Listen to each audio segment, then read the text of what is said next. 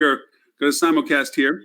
As I said, welcome everyone to This Week in Hospitality Marketing live show number 227, where Ed and I will be quiet. No, actually not. But we have a special edition this time. We have three industry experts in their fields because they run their own businesses in these fields. The first let me introduce is Stephanie. These are all co-hosts that we've had before, but now there's a particular conversation we're having today. Is Miss Stephanie Sparks-Smith, who is with Cogwheel Marketing, and she'll be taking on the seat of marketing perspective today. Ms. Lily Mockerman with TCRM and also Thinks Up, but she will be taking the revenue management perspective today. And Ms. Holly Zoba, whose audio is better? Nope, can't hear you. But Holly Zoba, who will be the quiet participant of sales with her company, Influencer Sales, who she teaches sales training to. With me also is Mr. Edward St. Ange with Flip2. We are the quintessential peanut gallery. But today's topic and conversation, which we're going to turn over the moderation to our three panels of experts, is about convergence, the actual realistic convergence between the disciplines in our hospitality industry space, the pains, the positives, and the processes to that end. But first, so that you have a better understanding from their perspective, I'd love to ask, starting with Stephanie, and then going to Lily and then Holly, what is it that your company does? What is a little bit of your background and a little bit more of a kind of a bio of who you are? Stephanie? Yeah. So, hey, everybody. Happy Friday. Stephanie Smith here. And I don't always sound like this, but you sound very smoky today. So for those listening in only, I don't always sound like this, but it's better than it was. Cogwheel Marketing does digital marketing primarily for branded hotels. So everything from SEO to paid marketing. And then a lot of what I do, or a passion of mine personally, helping different organizations in training and helping them structure their team. So I think that'll come into play in our different discussions today. So I'm really looking forward to it. Awesome. Hi, I am Lily Mockerman. I am the CEO of Total Customized Revenue Management, which you may know as TCRM, because nobody wants to say that name all the time, and also a founding partner of Think Up Enterprises, as Lauren was mentioning, which is essentially our consulting division now. We are splitting that out from TCRM. So at TCRM, we handle all things day-to-day revenue management, whether that's task force or long-term engagements, where we're handling day-to-day revenue management for our clients. And then on the Think Up side, we have our consultative services, strategic assessments, system audits, technology RFP projects, and a wide variety of other things that touch anything having to do with the convergence of revenue management, sales, and marketing, which is a big focus for us, focusing on moving your profitability upwards and creating sustainable legacies for hospitality companies. So that's what we do. Your voice? Nope. Oh, I'm going to play Beetlejuice for you.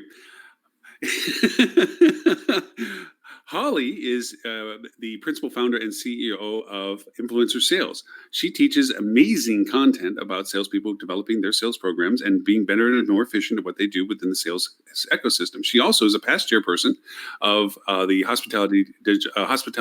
HSMAI's marketing board, previously Digital Marketing Council. And she is going to be doing a webinar series next year with HSMAI on marketing and sales and training for both. And Mitch also is with us, Mr. Robert Cole with Rock Cheetah on the far side. But Holly, you're still your audio list? Right, Can you sign? First of all, I was like, what's the sign for sales, marketing, and revenue convergence? That's so sales loses the conversation today. They fault out. It's all staged, right? Revenue wins, marketing to close second, or marketing wins, revenue to close second, either or. But I guess from one perspective of it, if you all would like to start the dialogue as to the premise of our conversation today about convergence, what is it and where does it fit into the play? I mean, obviously we have our disciplines. Why are we talking about this? No one here knows, Lauren. No one knows. I know. Because you wanted to. And that wasn't their question you were supposed to spin out from the beginning, but yeah, you're doing it wrong, Lauren. I know. Dang it. What am I supposed to say? Script. Go ahead. He Please, does. take it away Lauren from me. don't need no stinking script. Convergence is really when all of the pieces work together as a whole for a cohesive and well planned out strategy. You know, like not hitting the green button before audio issues are solved or whatever the case may be. No. Don't make the button green then. Yeah. I didn't That, know. Just had to plug that in and a then little. understanding where each of our departments line in that consumer flywheel and making sure that we have a comprehensive approach to a holistic revenue strategy and right people, right place, right time mentality. Absolutely. So, Stephanie, I'm kind of curious while we're on that topic. You've brought up flywheel a couple of times, and I imagine some of the listeners may not be familiar with what you mean by that. Do you want to expound on the flywheel? Yeah, I actually have an infographic I developed about it, but and this is probably where Holly would like to chime in. But when you think about how the old marketing and sales funnel used to be, it used to be this kind of V-shaped tornado. I like to think of it looking like a tornado, and then you put all of the leads and all the people up here, and then as you go slide farther down the funnel is where you start getting your conversions. But the thought process is it doesn't end with a sale. It doesn't end with someone checking into your hotel. Like you want to have a continuous cycle in terms of how people, you get people to come back to your hotel. You're looking at your data analytics to make sure that you're getting the right people, the right repeat business and things like that. So it's a continue evolving cycle that doesn't really ever have a start and stop anymore. Holly, I think I might have actually heard you. No. Oh, no. No. Just kidding. No, Sorry. didn't hear Holly. Kidding. For a second, I Nope. thought I heard you, but yeah. So, to expound on that, I'd even take the laptop audio at this point, Holly, if you just want to yank out the headset Yeah. and just play off the audio on that Right. and see if that might even work. But I think when we look at where does revenue management come into that flywheel, marketing and sales have more control over the new exposure and the acquisition piece. And, revenue management is more, or at least is maybe seen as the price person. And they're just at that, that last stage gate of that conversion piece. I don't know if you feel like you have greater impact to the greater consumer cycle or that flywheel, but if other than that one little, at that last stage gate. I think what's most interesting here, though, is with how marketing has changed and where customer acquisition is happening and how that is incredibly trackable these days. Channel mix is something that revenue management does quite a bit of, but has had a hard time when it relates to the direct channel because historically it's not been easy to understand your actual ability to acquire someone during certain times of need and what would it cost on direct channel to do that, whereas any of the other channels available to a hotel have a very clear understanding of their ability to fill demand with a cost. And I think with the shifting in marketing and it becoming more data science oriented, on at least in the digital landscape, you're seeing revenue management able to play more of a role in the customer acquisition cycle and really answer the question of does it even make sense to attempt to acquire a customer over a specific date range, based on how much it would cost to do that over a direct channel. Absolutely. And I think that it's really important that, revenue management is sort of involved in the old funnel approach at both the top and the bottom, but in the flywheel at both the beginning and the end, because ideally your revenue manager should be working with your marketing team and your sales team to determine what are the types of business that we want to go after. What is our target demographic, number one, which many people I think forget. They just kind of go after everything, every type of business that's out there, but really targeting a demographic that works with the vision of your hotel. And then also making sure that you're targeting the right channels. So whether that comes down to revenue management or e-commerce, which these days a lot of people are kind of combining those two things into one. Or if it comes down to the marketing side of things, really any sort of digital marketing or things like that need to be targeted to channels where your target demographic is going to see what you're putting out there and what you're doing to try and attract people, excuse me, to your hotel. And then at the end of the day, I kind of like to think of it as if you've ever been to one of those froyo concepts where you can put all your own toppings, right? You have to turn the wheel. We've got all of these different pieces of business potentially coming to the hotel as demand. And the revenue manager is kind of turning those dials to see, okay, which business am I going to let in? Which business do I need to kind of keep in the background for right now? So there's your Friday morning froyo allegory there. But I think that it's really important that that's kind of the end part of the revenue management cycle, because no matter how targeted your marketing is, you will still get a little bit of everything just by virtue of maybe your location or the fact that people are searching on websites like an Expedia or Booking.com, which don't really give you a lot of opportunities to differentiate yourself just in a whole list of hotels where it becomes more of a pricing play. So the idea there is that revenue management is allowing in the right pieces of business with whatever demand does come through the door. If that makes sense. But I have to say, I mean, to Ed's point about the channel mix, that's one that when we talk about, KPIs, and I think one of the opportunities for better convergence is looking at more similar KPIs. I feel like most revenue managers do not look at channel mix. I mean, obviously I do. I don't know, Lily, is that something that you guys have in your regular report outs? Yeah, actually, we're even trying to take it up a notch, and that's one of the reasons that we formed ThinkUp, to start that conversation a little bit more, because we are thinking up a new way to focus on revenue management, and we want to improve profitability. So we're not just looking at channel mix, but we're looking at profitability by channel. So really helping people measure that through the different types of cost of acquisition. Because another thing we see a lot of right now on the marketing side is, we want more direct bookings as just kind of an automatic assumption, without actually pulling the data to support how much more valuable is a direct booking. Is it even more valuable? We've occasionally, not very often, but we've occasionally had clients where OTA guests are spending 3 times more on property. And so the OTA channel is actually the most profitable channel for them when you look at total hotel spend. But well, and on top of that, if your life cycle engagement with your clients is not up to snuff, right, direct channel business may not be worth any different than OTA business if you're not going to maximize the opportunity of being able to own the relationship. Yeah, I think everybody's focused on, the acquisition cost and, it only costs me, it's free to book on my site, or it's $4.50, or it's a minimal cost. But once you start throwing in direct booking marketing programs that are pay-per-click or that are different things like that, I think this is one of the areas where revenue management and marketing get disconnected. Revenue management has no idea what the total kind of impact of those costs is, or what the spend is in order to get a guest in the door. And so even if the ADR is $10 higher, in some cases we've seen people throw so many direct booking marketing campaigns out there that they're spending 40% out of the revenue of a guest just to get them through the cheap direct booking channel, and now they're spending twice as much as they would on an OTA.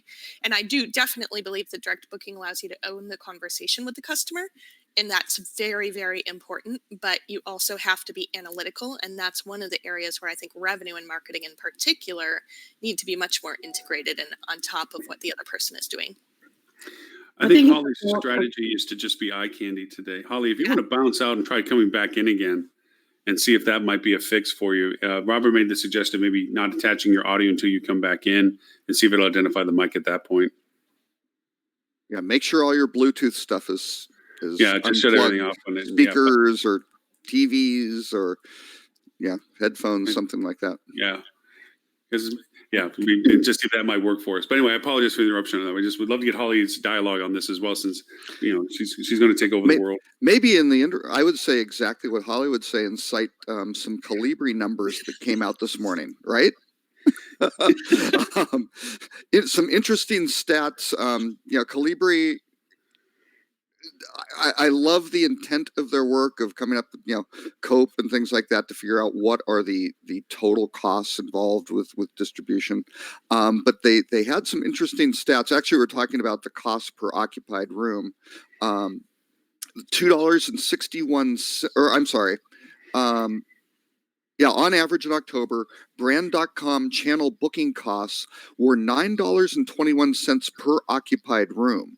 So, but that's per, that's pretty high. Now you can break that out per reservation, right? So depending on the length of stay, OTA booking costs were $22.43 per occupied room, and property direct booking costs for $2.61. So you've got a pretty big jumps between the three. But a very interesting thing's happening. The headline was kind of, hey, look at this. The brand.com bookings, their share is rising. It's up 7.7%. And OTA is only up 7.1%. So isn't this great that things are shifting more to brand.com? The problem is that property direct is down. So I did a few back of the envelope calculations on a basis point analysis. And basically in October, year over year, brand.com was up 175 basis points. Property direct was down 179. So between the two, that's a net -4 basis points, which is not great. OTAs were up 108. So I have to take OTAs issue. are building share. I do have to take issue with the property direct. I would honestly just throw that number right out the window right now, because there's two things that are affecting that. Property direct is only made up of people who literally call, because that is not brand.com, or your actual website is not included in property direct here. So they're talking about people who are calling or emailing, or according to some educational materials I've seen, mailing in a request for a reservation. So people are outsourcing reservations offsite. So few hotels even have in-house reservations, and the majority of property direct ends up being rooming lists for rooming list sales groups. So the other thing that comes into play here is that technology where people can upload their rooming lists and whatnot is not necessarily in this metric considered property direct. Well, so but that's not how Calibri's breaking.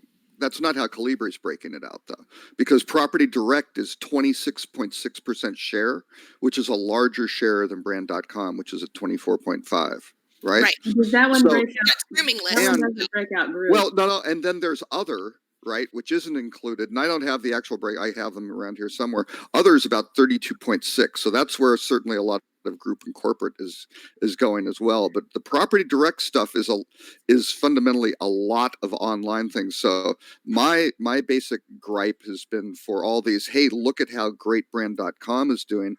A huge proportion of that is purely offline to online shift of direct bookings. Right. And the cost from property direct of 2.6% per occupied, or $2.60 per occupied room, to $9 per occupied room for the owners. This is bad. This is a very, very bad fundamental metrics happening. And this was a point I was going to make when we were talking about the war for direct bookings. That's not a hotel level war. That very much is a brand war, because the brand was at risk of losing a battle that potentially could greatly lower their ability to charge how much they charge for franchise fees. If Marriott and Hilton lose to Expedia as the favorite for travelers, that takes a big gouge out of what they're offering as a sales pitch on why to work with that brand. But if you're a direct, if you're a hotel that, controls your own destiny, the direct booking battle isn't, you're getting sucked into it because the brands have pumped it so much and have made it such a big issue. But quite honestly, balance is really what you should be concerned about. You shouldn't be overspending to get direct business.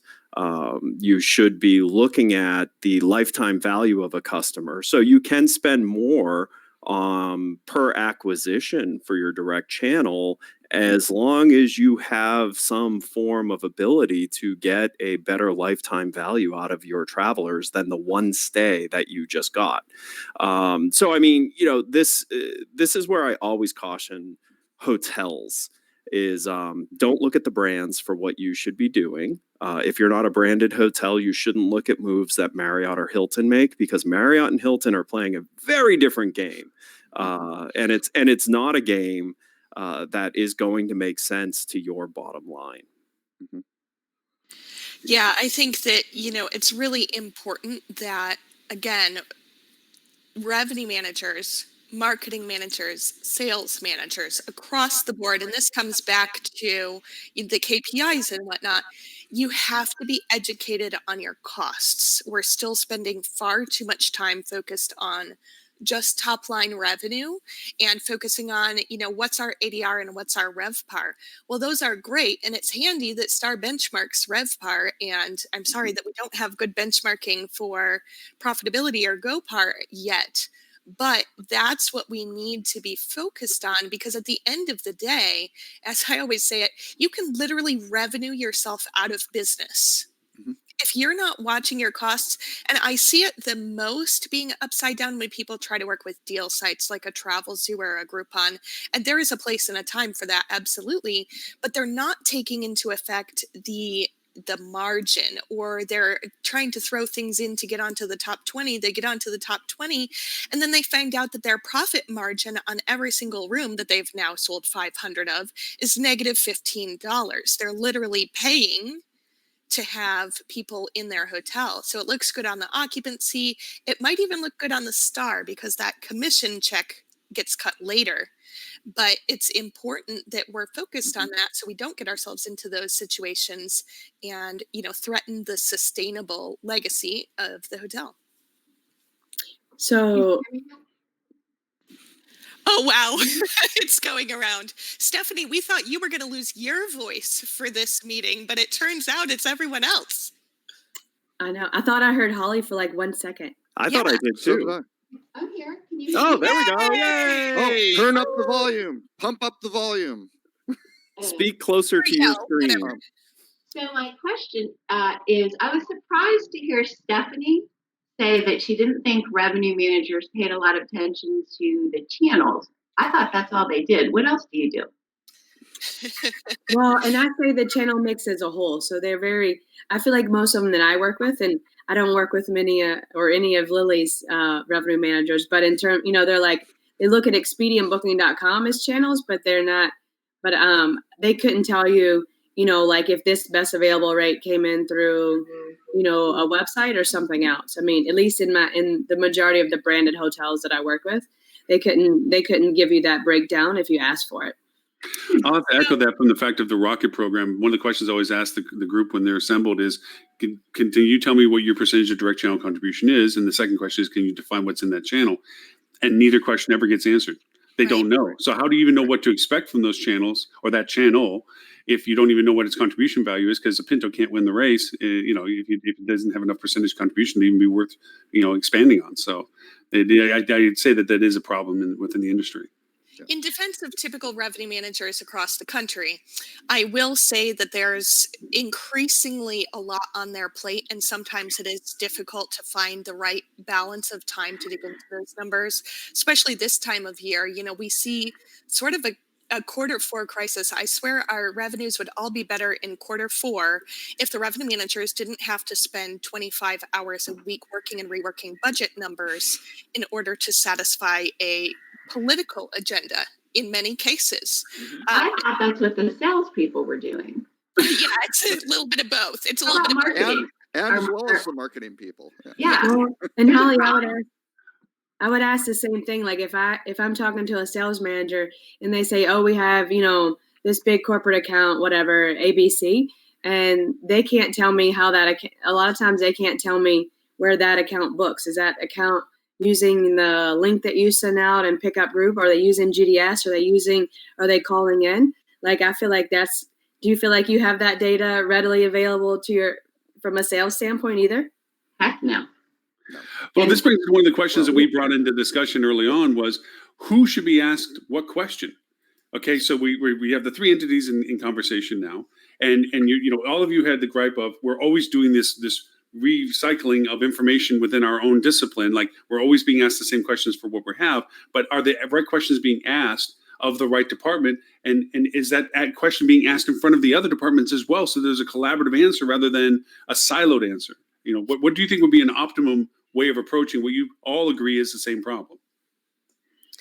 Well, I think I'm going to have a different perspective just because of the world that I work in. I mean, I think marketing being the quote unquote newest of the three disciplines, sometimes my counterparts in revenue management or sales don't really understand the tools that I have in my toolbox to be able to align our strategies together, first and foremost. Number two, there isn't a lot of consistency across marketing managers.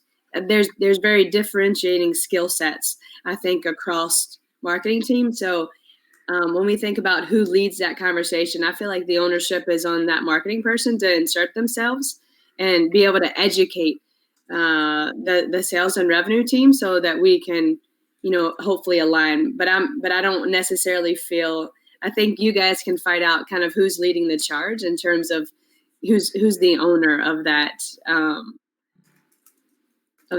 discussion. But why does it have to have one specific owner? Why can't it be set up in a way? And forgive my absolute ignorance here. I've never had the pleasure of working at a hotel. I've always served hotels.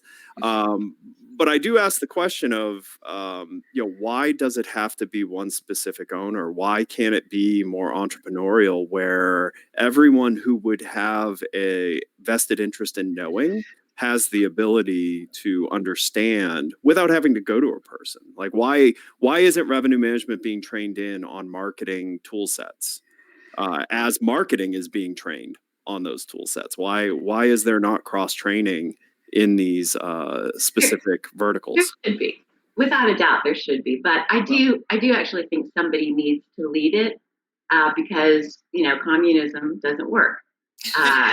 You've got to have everybody. You've got to have an owner of it. But as I started thinking about sort of how I evolved, I have known sales and marketing need to combine for a long time.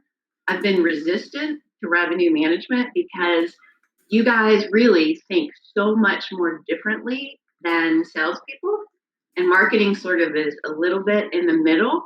And so sometimes I don't want anything to do with revenue management because I joke that we should embrace the nerds when I talk about marketing, but really you are so nerdy in the revenue management world.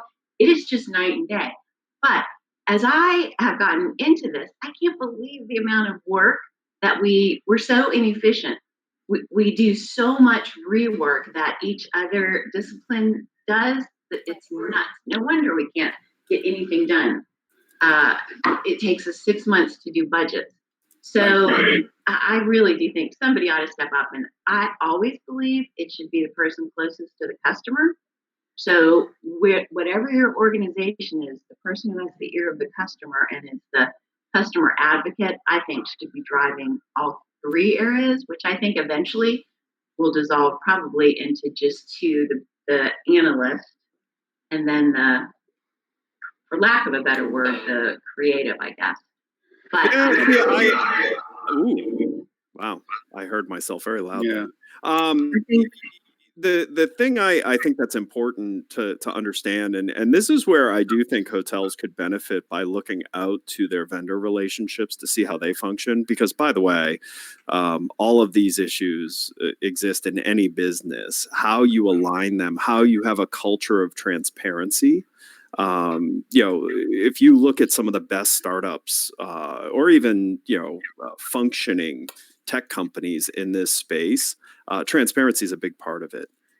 So if you ever wanted to ask me a question about anything that's going on with one of our partners, I can go into our CRM and I can see every interaction that's happened, no matter who in the org that partner spoke to. That didn't come easy. It was something we had to ingrain in the organization, and it's ingrained for transparency purposes. It's so ultimately we can serve our partners' needs, which requires everyone to know what's gone on since the day of first contact. Well, first contact for us is prospect, where we're prospecting you. You have full account history. Anytime we bring on tool sets that are data-driven tool sets, we cross-train so that anyone who has interest, for whatever reason their interest exists, they know how to go and get data. Then if they have questions on the data, they can go to the expert who oversees that specific tool set or project to ask those questions. But transparency, I think, is incredibly important. And Tammy in the chat Yes, thank talked you. about this new trend of chief commercial officer. One of the things that I have noted in all the years I've worked with hotels is hotels lack vision from the top. Most hotel employees that I talk to, when I ask them, why do you exist? Why are you here? Who are you trying to get to stay with you? There's no answer. And to me, that is a lack of vision being communicated down. Now, someone somewhere in the hotel may have that vision of why was this building built? And why did the decision get made that this should be temporary housing for people who are traveling to the area? But that was thought about at some point. And that vision of what you are as an entity, what is your personality as a business, what is everyone's goal? Because no matter what your sub goals are, you should have one goal as an organization that everything else answers to. Every department should understand the one goal. And if that's not happening, you're never going to break silos. You're never going to be able to function in a healthy manner if everyone's not rowing in the same direction. Well, just to go backwards on something, I'm sorry, Sammy, just for real quick. Well, the challenge is. Hold on a second, Robert. Hold on a second. Go ahead. Just so we don't talk over each other. I'm sorry. I just want to add one comment to this part of it. So you have to look at the history to answer to something Ed's pointing towards. The history of all the disciplines we're talking about today came from a different place. Sales is the only one that's still probably most truest to form. But revenue management came from reservations. Marketing didn't even exist, as Stephanie pointed out, because it was an offshoot. And when it existed, it was just under the sales and marketing. Yeah, I know. No, not in the form that it is in now. Disagree. But to your point, because the word was there, Holly, doesn't mean it existed. But to your point, when it comes to sales, was burdened with unnecessary requirements as this internet thing started blowing up. They were dumped on because they were the only ones that weren't rolling tables into banquet rooms or fixing plumbing or changing beds or checking people in. That they were like, oh, you have an overview of the whole hotel, so handle this marketing stuff, which was absolutely in polarity to what the responsibilities were, which was group sales. And now they're being asked to promote transient sales, which is diluting their ability to sell. So they're not exactly an advocate of what they were doing, nor were they embracing it wholeheartedly. And then revenue management, reservations control turned into yielding, that turned into growing, and they were put into the room of don't bother them. Leave them alone. They're figuring numbers out. So they were actually siloed. So Ed, to your point, eventually what we are is now we're parallel tracks doing the same things repetitively or in duplicity to everybody else because we're not creating that convergent conversation of saying, what do you got? I don't know. What do you got? What are you doing? I don't know. What are you doing? And having that conversation that, you pointed out is what normal companies do. But unfortunately, as we operate, we operate in small little rooms and we don't talk to each other because we like job security and blowing budgets. So anyway. So Ed, can I ask you a question? Who does your pricing? Who? You asked me that? Yeah. That's actually, it's a group effort. Come on, Connie. No, it's a group effort. No, by the way, we do have the luxury of, it's not weird for us to ask our partners how they feel about the value proposition of our price versus what we're doing for them. So I'm literally, leading your organization has a sales background. Well, I have a sales background. But I mean, we are right now we're deploying beta of an entirely new platform, and we're giving it for free for a period of time to certain partners. And when they ask the question of what's this going to cost, I mean, right now the answer is we don't know yet, but it'll be fair. Right. That's perfect. And it's going to be a conversation of what did this do for you? How much work did you have to do? How much work did we have to do? What did that cost? and a profit margin on top of that, but it's a fair profit margin. But that is, I will admit, you can't walk up to your travelers and say to them like, hey, what would you have paid for this, and trust the answer you're going to get. No, but we can find that out. But you can to a certain degree, ask the question of how did you feel the dynamic was between what you paid and what you received, and get some level of usable data out of that. But I will say, like, we do, when we're looking to price something, we look at what was our hard cost, so what was our development cost of it, what's going to be our ongoing cost to serve it, and then we look at what's the time that's going to be involved in educating the market on this. And, because nothing we do exists. So nothing Flip 2 does existed before Flip 2. Even the new platform we're rolling out now just didn't exist. It's not a recycling. So we can't just go and look and say, well, what's the market charging for this? Okay, we'll work within that. We actually have to fundamentally think through how should we price this, and that also defines how much should we spend developing it. Well, but Ed has one major advantage over a lot of other groups. You don't have some big, ugly private equity or venture capital investors telling you need to push this higher, faster, make sure you get this. What's the maximum you can get in terms of margin, right? Right. So that's sort of what was driving my question. Ed said, we should look to other industries, and I totally agree in many areas. But most other industries haven't solved the pricing silo. Well, okay. Let me. What I was going to say before was the hotel industry created this problem themselves. So when you go back to marketing, the original, we're talking 1950s. No, I was not around when Peter Drucker or whoever came up with the 4 Ps. But it was product, price, place, promotion. That was marketing. Price. That's revenue management, right? It was all together. What happened with the hotel industry? Fundamentally technology, right? Which then drove organization, because the big key was reservations fell under rooms division. Why? Because you had a room rack and a little bug. There was like one place where the reservations had to be, and they better be damn close to the front desk so you can see what's going on. Right? What's happening tomorrow? What do we have? So it was purely a logistical, at that point, technological issue of paper and pens, right? Or pencils, actually, and erasers.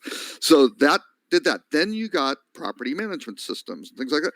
And basically the sales department, if we're talking, 1980s, and, mostly evolved really through the 70s, but 1980s sales department, catering was certainly under the director of sales and marketing, right? It was group sales. It's certainly all the corporate stuff. Everything kind of went through there except for reservations, right? And that was it. And the pricing was kind of set up cooperatively between, the general manager, rooms division manager, things like that. And then you had banquets. Now, banquets for moving table, that was under food and beverage, right? That was operational. Same way that rooms was broken out. Pricing typically was in food and beverage. The catering pricing was, yes, of the actual, because that was generated up through certainly the chefs and food and beverage, and and purchasing, figuring out what the costs were and things like that. So what happened is, with these silos, that's why things got broken out, right? Because the sales and marketing department, they started to use Delphi, right? So they were geared more toward, okay, we've got these tools to do sales stuff, and reservations had, their property management system or the CRS that they had to deal with, and all the stuff got siloed. And then revenue management came out, and somebody plopped in something in between that was mostly just spreadsheets and stuff like that was pulling stuff from other places. So that's how it was created, and it does need to get unified. And they should be all working together. But the bottom line is, how do you unify the technology and the analytics layer over that so you can get the transfer? That's why Ed's CRM works so well. They've got everything in it. They've got a consistent form where everybody can see it. That's what you need to get to. You need your data stream where people can bolt on their functionality and see what's going on. And the value, share one version of truth, right? The value in that, of having a system of truth, is amazing, because it also helps weather employees who maybe aren't doing what they should be doing. It helps you understand employees that are being overworked. Because as a manager, my biggest fear always has been thinking an employee's not doing something and then having to replace them with 3 people. And and so a single system of truth helps curtail those extremes. They help you understand when certain parts of your workforce are being stretched while others are being underutilized. And so the actual value of that can't be looked at as just this is just a data play. It's no, this unlocks your ability to function as a business. And function in the modern way of functioning as a business. Being able to actually not have to go to a sales rep and say, what do you think you can do? And instead be able to go to them and say, realistically, this is what you as a person are capable of doing. Your challenge for this year is to find a way to do this much more, which is a reasonable amount more. But it's based in historical understanding of reality. And data can do that. So Holly, I'm curious, how do you get in sales? How do you define what your quotas or what your year-over-year growth from a sales manager should be? So how should it be, or how is it done now? This to me is the biggest joke of all, because the way that we all do it is we come up with a sandbag number that's based on historical and growth in the market and who's moving in, and what our staffing is going to be, and if we're renovating, and our customer service scores. And then the owners come back and say, no, you're going to grow 3%, and then we just have to figure out where to allocate that. But it only takes us 4 months to get to that point. That's the maddening part. And Lily, when you're doing top line revenue, where do you come? Do you feel like you have the data and statistics to come up with those numbers, and then from a forecast model standpoint? Sorry, your audio got really weird in there for a second. So do we have the statistics to come up with which numbers? Like your revenue goals. Yes, I think that we have the data at our disposal to do a traditional forecast. However, what we can't really take into account is what we're expecting from marketing. And to be fair, that's not necessarily the marketing department's fault. It's definitely not. In many cases, like if you're putting out a marketing piece that covers, for example, summer, I imagine most marketing managers are not going to be able to tell me that I'm going to get this many on the 10th and this many on the 11th, and that you really can't break it out day by day, which is what revenue managers should be doing in their forecasting. So you have to make some assumptions there, right? But having clear ROI numbers for different types of marketing initiatives is not something we're typically handed when completing a forecast. So if we know that, we may be doing a marketing push on a package that's purely about SEO. We don't actually expect much conversion on this package, but it's a PR play for some reason that I know that has a really important place in the marketing program. But for a revenue manager to know which one is going to convert, which one is a PR play, what do we really expect as a return from this in concrete enough numbers that we can include it in the forecast is something that we're typically not given. But the more that I dive into some of these marketing systems, the more I see that the analytics do exist when they're being measured properly.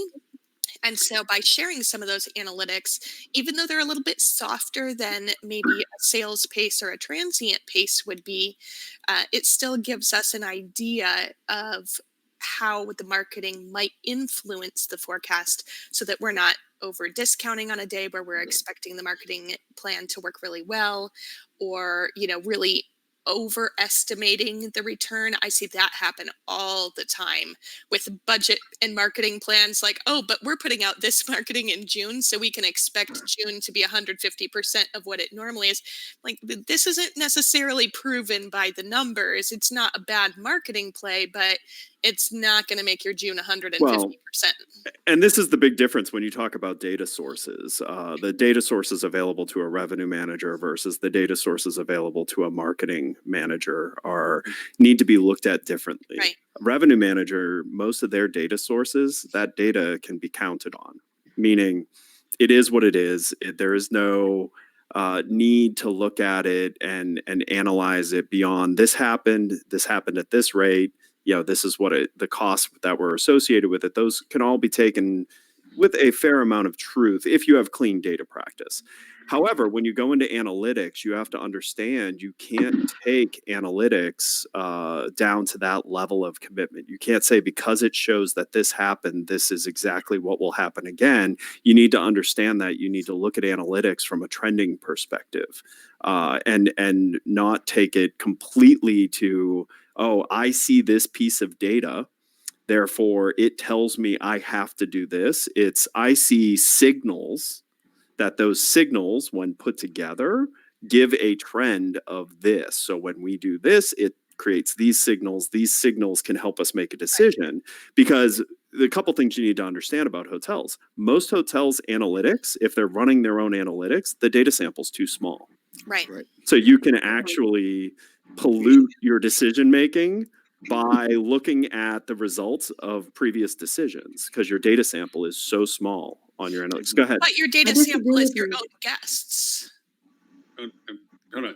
Let's accept because I just disagree with the statement about that your revenue management data is a source of truth, because that data is reliant upon like all of that property data that we talked about earlier, all that property direct data. That assumes that everyone answering the phones and doing everything with the PMS, that all of that data is accurate. And we all know either from rate overrides or for whatever else, like that data, you can't assume that data is right. Like if you've ever looked at a rate code or a segment and you're like, that ADR isn't where it's supposed to be. And then you go and dive down and you're like, oh, it's because the front desk didn't know where to put this group. So they just put it here, stuck it here, and then did rate overrides the next 40 times someone came in for that group.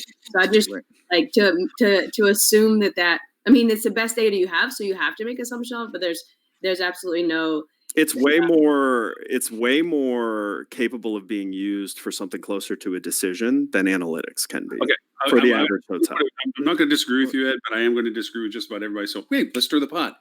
I believe there's a sharper point to the pencil than what we are defining this as for marketing. And I'll give you a real world, this works for me example. Okay. We data layer our website's trafficking so that we know what dates are being discovered when people come to the site. We also know geographically where they're located when they're doing it and the date that they were looking from. That creates us 3 data set profiles. 1, source of interest. 2, lead time of interest. 3, point of interest. Okay. We then throw that into a nice little BI thing like Tableau or something like this, and we graph it out and we see by volume and type. Then we go back into our analytics and determine what channel segmentation is based on revenue that was generated from those markets. Okay. And their length of stays, ADRs, and so forth, and what channels were used to create them. So we know that there was a percentage related to emails, PPC, organic, whatever it is, and we know the conversion values of those channels. We also know how much it costs for us to be in those channels. From the revenue management perspective, they know the rate resistance of those markets from historical data. Mm-hmm. Some people just don't spend past a certain limit based on the geography they come from. It's just a user fact.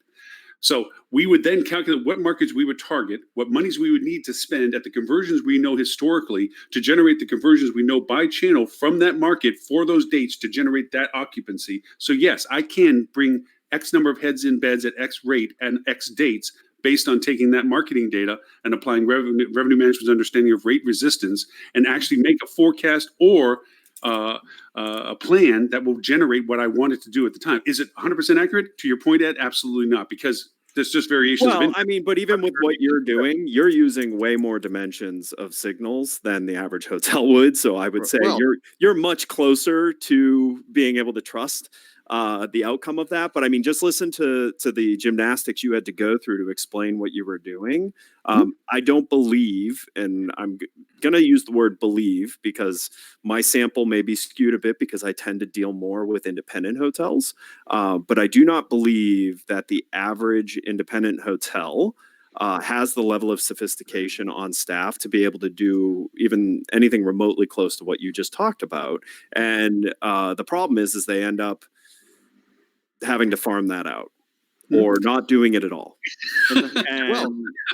Yes, they do. Well, no, and the process though, Lauren, those that should be a nearly identical process in sales, right? When you start looking at what's happening in Smurf, what's happening in corporate, what's happening with the state associations, national, citywides, all of that stuff, all of those different signals, where they're coming from, where they're going, yes. And you may have a longer time horizon where you're looking at 24 months or 36 or whatever, depending on, what kind of property. If it's a major convention property, you've got to be doing this, quite differently. But you're right. That's the level of detail that you need to layer in. And again, it's the technology and the data sets, because I can safely say in the early 1980s for a 400 room luxury hotel, we were doing that. It was really ugly. We were using VisiCalc Lotus 123. Lotus 123. I'm sorry, we moved up to that. This is pre-Excel. Being able to do our daily report, which broke down exactly what the occupancy was, tagged back to exactly what were walk-ins, exactly what came through reservation, what was call-ins, what came through GDS, because there was GDS back then. Sales department by segment, we had that level of detail. So when we went back, we could go, here are the patterns, and we could even tie it back to here's what the groups were. It was a lot of effort, but we had really great forecasting and could make really good decisions. The problem is now these siloed systems, they don't have a good way to pull all that stuff together, because the Delphi stuff is over there. The revenue management stuff, the Duetto stuff is over there. The CRS stuff is over there. And it's going to take a lot of work to put it together. Holly's process a little bit on this. What you're doing is you're segmenting out sales strategy, and that's fundamental sales strategy. Okay, I'm going to go after Smurf business. That's a different profile than I am going corporate. Absolutely. Holly brings it to a level that it is in training the salesperson to understand the person behind the decision. She teaches people how to communicate with people that have the responsibility of the segment that they're in. And I think that's the defining difference of sales evolution, because the way you're talking about it is the historical way sales looks at their business. They categorize, compartmentalize, and then stereotype the profiling of what they do to dialogue. When Smurf business comes in, who you have to handle differently and hold their hand. Where corporate business is more functional, factual, and data driven. But Holly's and any good sales training program or sales effort in collaboration of what they can contribute to this triad of discovery for convergence is about being able to be better at the deliverables, because you're better at the communication, which is in some ways become a lost art, I think. And I mean, Holly, I'm speaking over you about it, but yeah. I mean, is that something like, okay, good. All good. So I think that, we are never necessarily going to converge until we can all agree that every single department has the exact same problem right now. And that problem is price. Marketing is pushing things out based on price that will encourage people to buy. Revenue management is pricing against the comp set because they want to get people to convert. And sales brings DBRs to revenue management and talks about what prices they're in competition with. Nobody is talking about, as much as they should be, the experience of the guest, the correct target demographic for the hotel.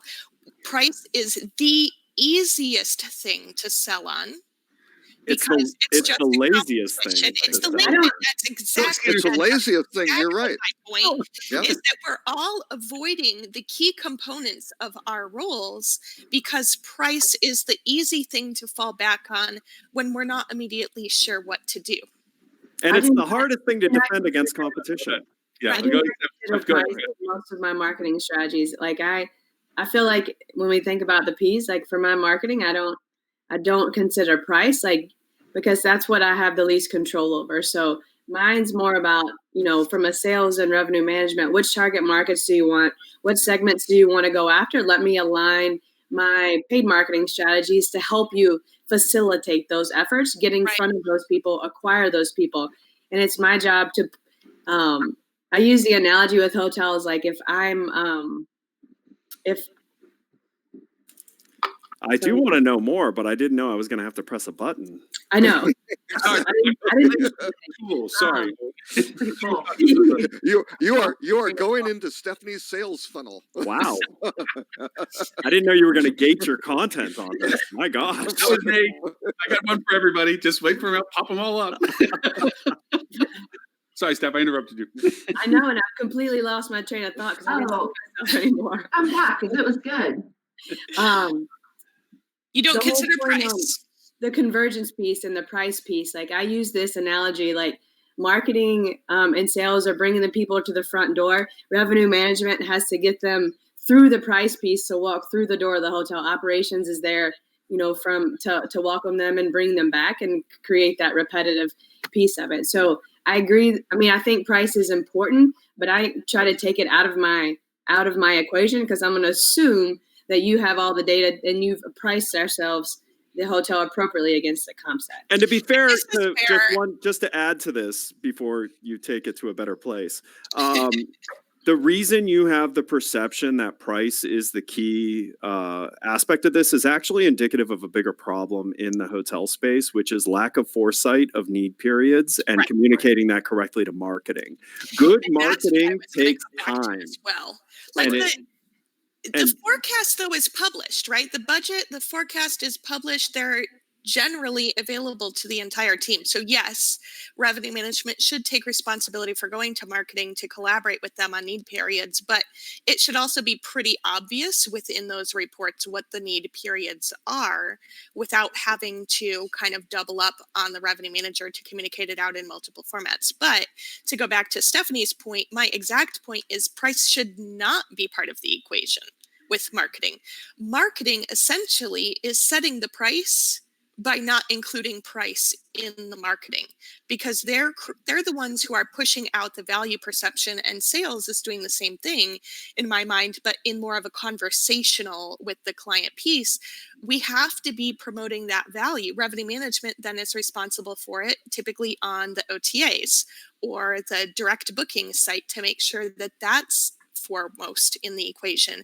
What we should be doing, what our jobs are, all three of us, is to take price out of the equation in order to raise the value perception for the guests so that you're not just in a pricing war. And that's going to get so much more important going into 2020, especially because despite the fact that nobody's technically forecasting a recession right now, everybody's treating it that way because the growth is slowing down with all of the extra supply coming into various markets. So people are going to get really nervous. They're going to start reactive pricing. There's going to be some markets where there's probably going to be a race to the bottom. You've got to get out ahead of that now, to Ed's point, because marketing is the long play.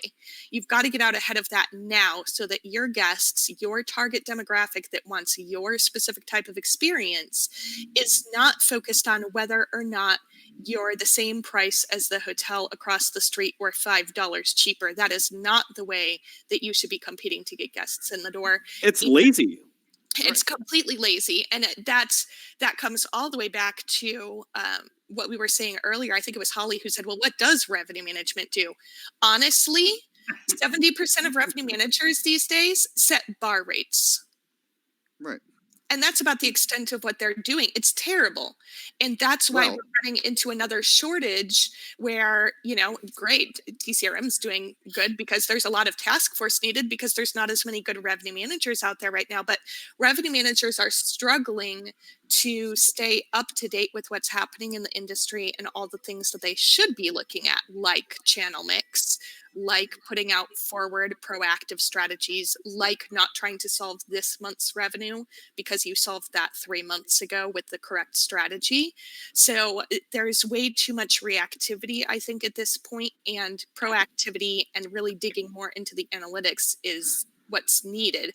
And that comes back to more training, I think, for revenue managers and their willingness to not compete on the lazy area, which is just price. Well, so here's one other question I have, and I'm more because I'm curious what the inner dynamic is here. But let's say you're a revenue manager and you're seeing a unforeseen soft period developing further out. So you're seeing that maybe you're trending behind in your early markers and looks like it may be soft. Do you go to marketing and say, hey, is there anything you can do that you think would be effective? Could you put together a plan that maybe you think would help shore some of this up? Does that type of communication happen inside a hotel? You're muted. Are you muted because you don't want us to hear it? Audio again. No, I think sometimes it happens and sometimes it doesn't. It depends on your team and how evolved they are, I think, to some degree as well. But it is a conversation that I think should be happening. If that answers. There was a LinkedIn post that Lily shared the other day, and it said that marketing managers should sit on all the revenue management calls. And while I believe that that's an opportunity for collaboration, I don't want to sit on every revenue management call because that would not be a good use of my time. But I do encourage when you have those scenarios, Ed, that the revenue manager does say, hey, can you just get on, they end up having weekly calls, and most marketing managers may only have, quarterly or monthly calls. So it's a matter of saying, hey, this is an opportunity where probably sales and revenue management are on a weekly call together. Marketing should be inserting themselves and just jumping on that revenue call and say, let's just talk about this specific soft period, create a plan, understand who the opportunities are to segment and to go after, and then try to converge that way. I think there's an opportunity for, I guess, marketing to add themselves, but maybe not quite to the extent of every single revenue management call. Well, and by the way, the answer to a healthy organization is not sit in meetings all day. Right. I hate meetings. Yeah. But I was just curious because, I look at, I am exposed a lot to hotel email marketing, which is very knee jerk. Kind of across the board. It's also spoken with a voice normally that is very greedy. Most hotel email marketing that I see is about them and what they need, not about what's good. Why should I want to do something with them? I see very little effort being put into educating people who come during one time a year on other great times a year to come to this market and why there's a value there. It all seems very knee-jerk. It almost feels like someone walked up to them and said, we are going to fall short this weekend. Send an email out. Tell them we will give them anything to come here, but send it to everyone. Because that's what I'm seeing in most email marketing is it's need-based only. It's being used very last minute in what it's targeting, which is why I asked this question, because to me, those types of communications should only exist when a group backs out, right? Like I get that there are times that it needs to be need, but a lot of hotel email marketing these days looks like it's a button that just says, push this button, put a cheap price on it, and make it seem like it's super urgent. I have a question for Holly, and it's a question about why a question doesn't get asked as much as it should. I mean, we're talking about how revenue management and marketing probably collaborate more than sales does with marketing. Why is that? Why is that? I never have really had any salespeople, unless I've dragged them out of their space and said, ask me how I can help you. I can help you bid business. There's tools and methods and data. I can make your day. Why aren't you asking? It's really an interesting question. Although there's another question that somebody asked in the chat room. What are some other tools for sales besides Delphi? And Salesforce is one. I have a whole class built around sales tools that have nothing to do with a lot of what we're talking about. But so sales A is very busy talking to customers, and it's terrible. Salespeople are not aware of the technology that exists that could make their life so much easier. It just doesn't occur to them to ask for help, because when they do, they often don't get help from revenue management. They get, just go out and sell at a higher rate. And so there's some history there that prevents us, perhaps, but you are spot on. The better sales leaders are the ones who are like, oh, I think there's quite a bit you could do to help me if only I shared with you what I was looking for. Hence, your earlier conversation, I focus a lot on getting salespeople to put on paper or on Excel or in some tool their customer segments so that they can share them with marketing and revenue management and tell them, go out and find me more of these people. These are my ideal customers. These are their challenges.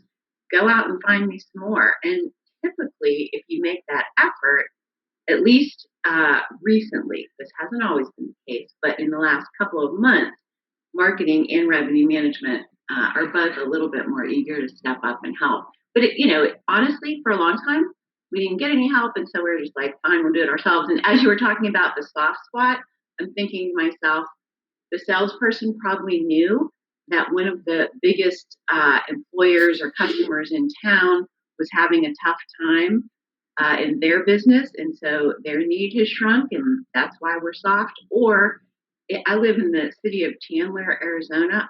I need to get a hotel here because we have so much business moving in that it would, as a salesperson, it would be a dream come true. I mean, there's just constantly companies expanding, and I don't know how you guys are getting that information in revenue management or in marketing, but it's going to have a huge impact on my hotel because next door, we just got 3 new companies that are bringing in 20,000 more employees. That's going to impact our numbers. And so, but it just really, it goes back to, it doesn't occur to people. They're busy in their day to day and their, tunnel vision. And so it doesn't always occur to them to go and see how else it is. It's because we understand that marketing is all under that sales umbrella and they feel responsible for it. Therefore, Yeah. I'd add to your statement also LinkedIn, depending upon the type of group business you're looking for in the sense of sales tools. Holly, you teach this on your class. I know, Ed, you're an expert in the usabilities of LinkedIn from what our discussions of things and so forth.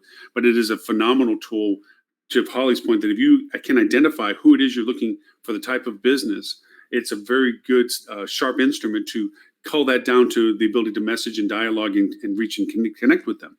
In the B2B world, no. I mean, listen, everyone's on LinkedIn now. I mean, so your Smurf group targets, those people are on LinkedIn.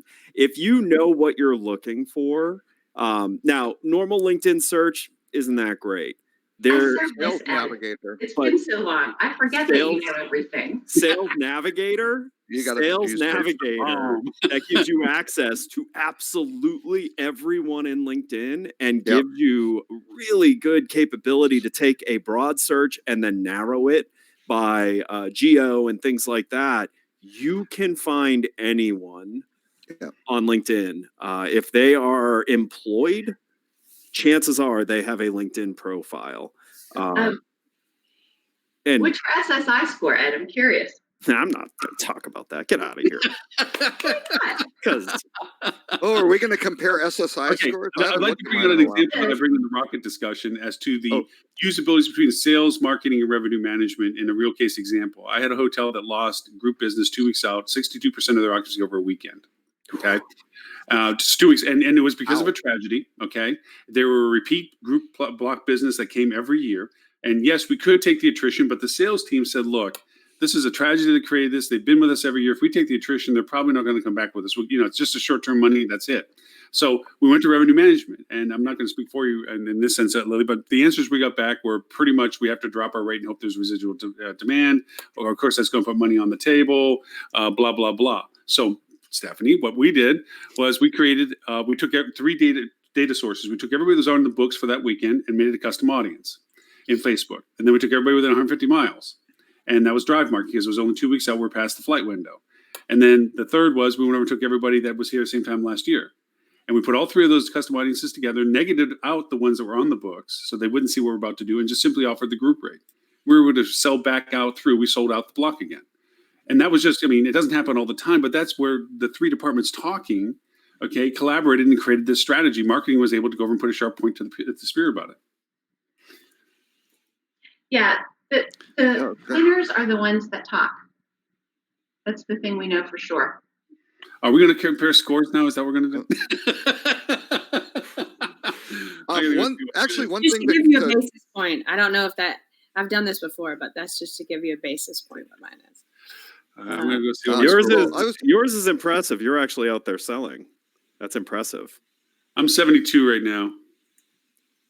Yours is impressive too.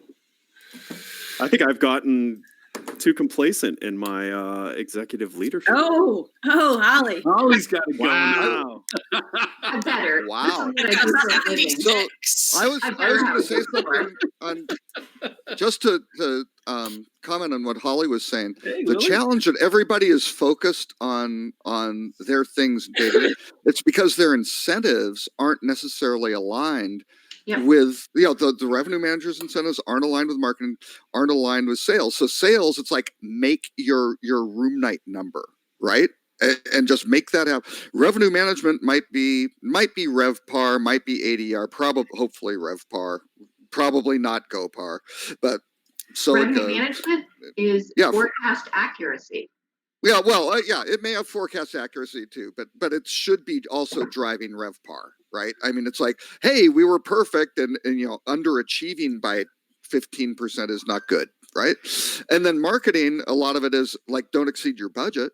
You only have this much money. You've got your playpen, stay inside, don't do that. And those are conflicting objectives, and you wind up getting really, really bizarre stuff. Oh, and then you might have a management company whose objective is, we've got to achieve some sort of forecast, which ties into the revenue management being accurate.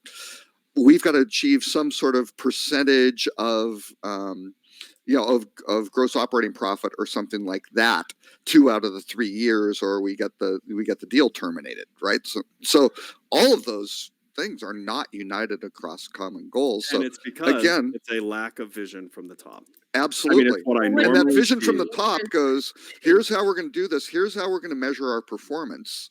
And so we need analytics, and we've got to make sure these systems are triggering certain analytics. So when we're talking about, how do you share this stuff? You shouldn't have to go to all those meetings, because you're looking at one common information set, but maybe from 4 different perspectives, which is fine. But at least you're all dealing from It the goes back same, to our original same question. thing. Who should be asked the first question, or who should be asking the question of whom, to get some sort of solution or dialogue? I'm going to do something. I built up a survey up. I don't know how it's going to represent on the screen, so I don't want to break anybody's concentration while we do this. But I'm going to pull it up and see what it looks like. I have no idea what it looks like. Oh, there we are. That's what it does. Happy days. So sorry we just blew away the screen. Yeah. But if we can keep talking while we see if anybody that's in our current audience that's on with us here, they won't be able to do it on the other platforms that we have on Facebook and so forth. But if somebody wants to just do a quick answer some of the questions along this line while we do this, I think I'll see if I can put the video back, I guess. Let's see. Can we, Lauren, for those who are following along on LinkedIn, can we drop the link into the comments so they can jump in and take the poll? I'll see what we can do on that. Let's Well, do I'm gonna that, go back Lauren. to the video. There, There we we'll go. do that. So we Also, have there was a question earlier about sales tools besides Delphi. Did we address that for them? I think we hit a couple of them. Sure. Yeah, I think we talked about Salesforce.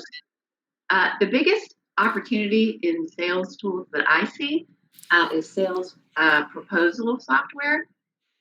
In addition to, if you're being a proactive seller, there's a whole bunch of tools that you should be using.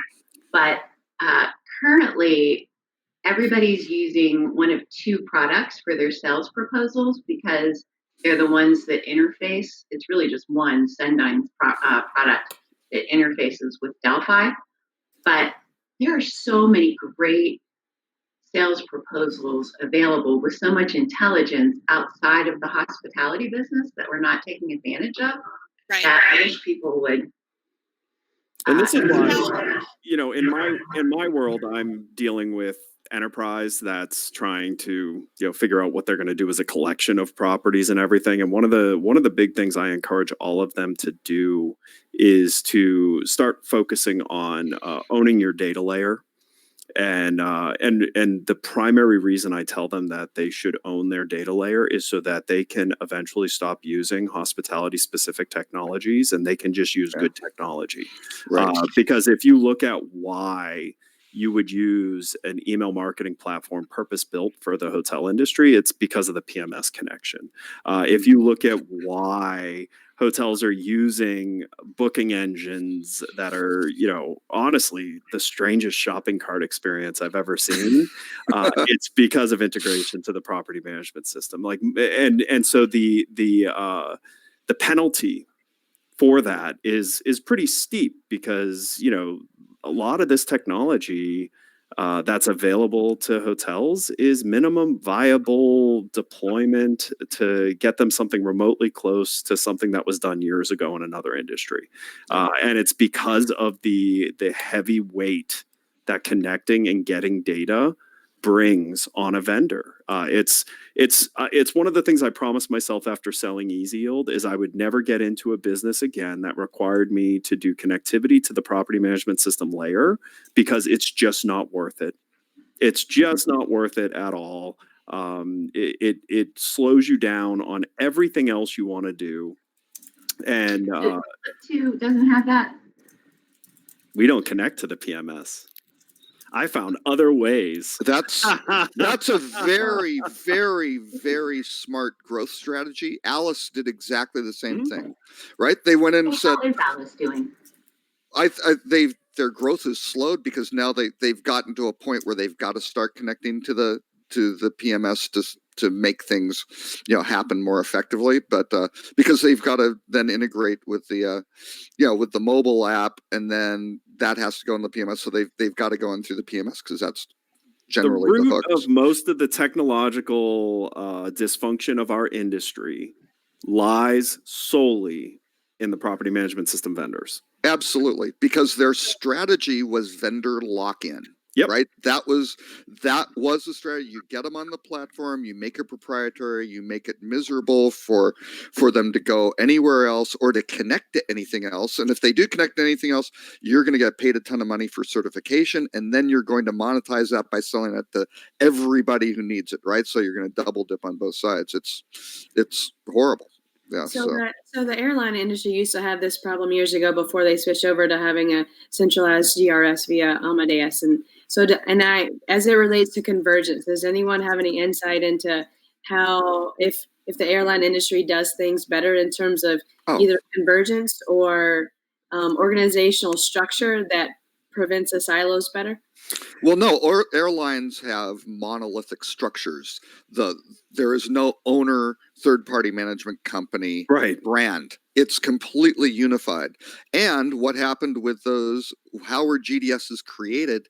That was, we're talking way back. The airlines used to have ticket counters, and the Fifth Avenue, you would go up and down the street and you go, oh, there's El Al, and there's, whatever, Air France. That was Fifth Avenue right by Rockefeller Center, all the ticket offices. But then they figured out, because that's kind of like car dealerships, right? It was kind of a dealership type model. Then they figured out, we can get these agency groups out, and they can just have an agency relationship, and we'll pay them commission. We don't have to have all that real estate and everything, and they'll just book. And that's when the GDSs kind of existed as reservation systems, but then they made it to say, oh, where are you? You're external. And then they wound up having a commission basis. That was great. Then once they kind of consolidated after deregulation and kind of divvied up nonstop origin destination markets, they went, we don't need that. Why are we paying commissions? These guys are just taking orders, and they zeroed it out as an industry. So they've always behaved that way, and they've always behaved in lockstep. Their data's good. They developed the GDSs.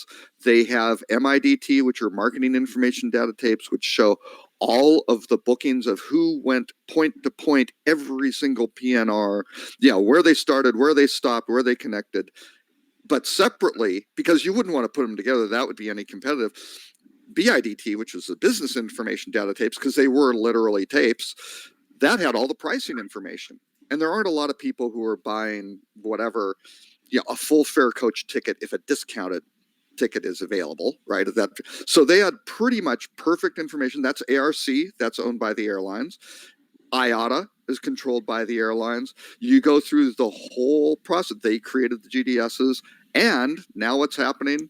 They're doing NDC, which is their new distribution technology, and One Order, which is their unified itinerary. So guess what? One of the things I had in the news items was the McKinsey study, which you have to sign in for. But they sent it to me. It says, $40 billion of revenue. Guess what? 65% of that's like external product stuff. That's all hotel, folks. So guess who wants to own the traveler connection and monetize it? it's these unified airlines who also have a nice leading indicator. So I think they're going to start going, why should we sell our data to Adara and get whatever?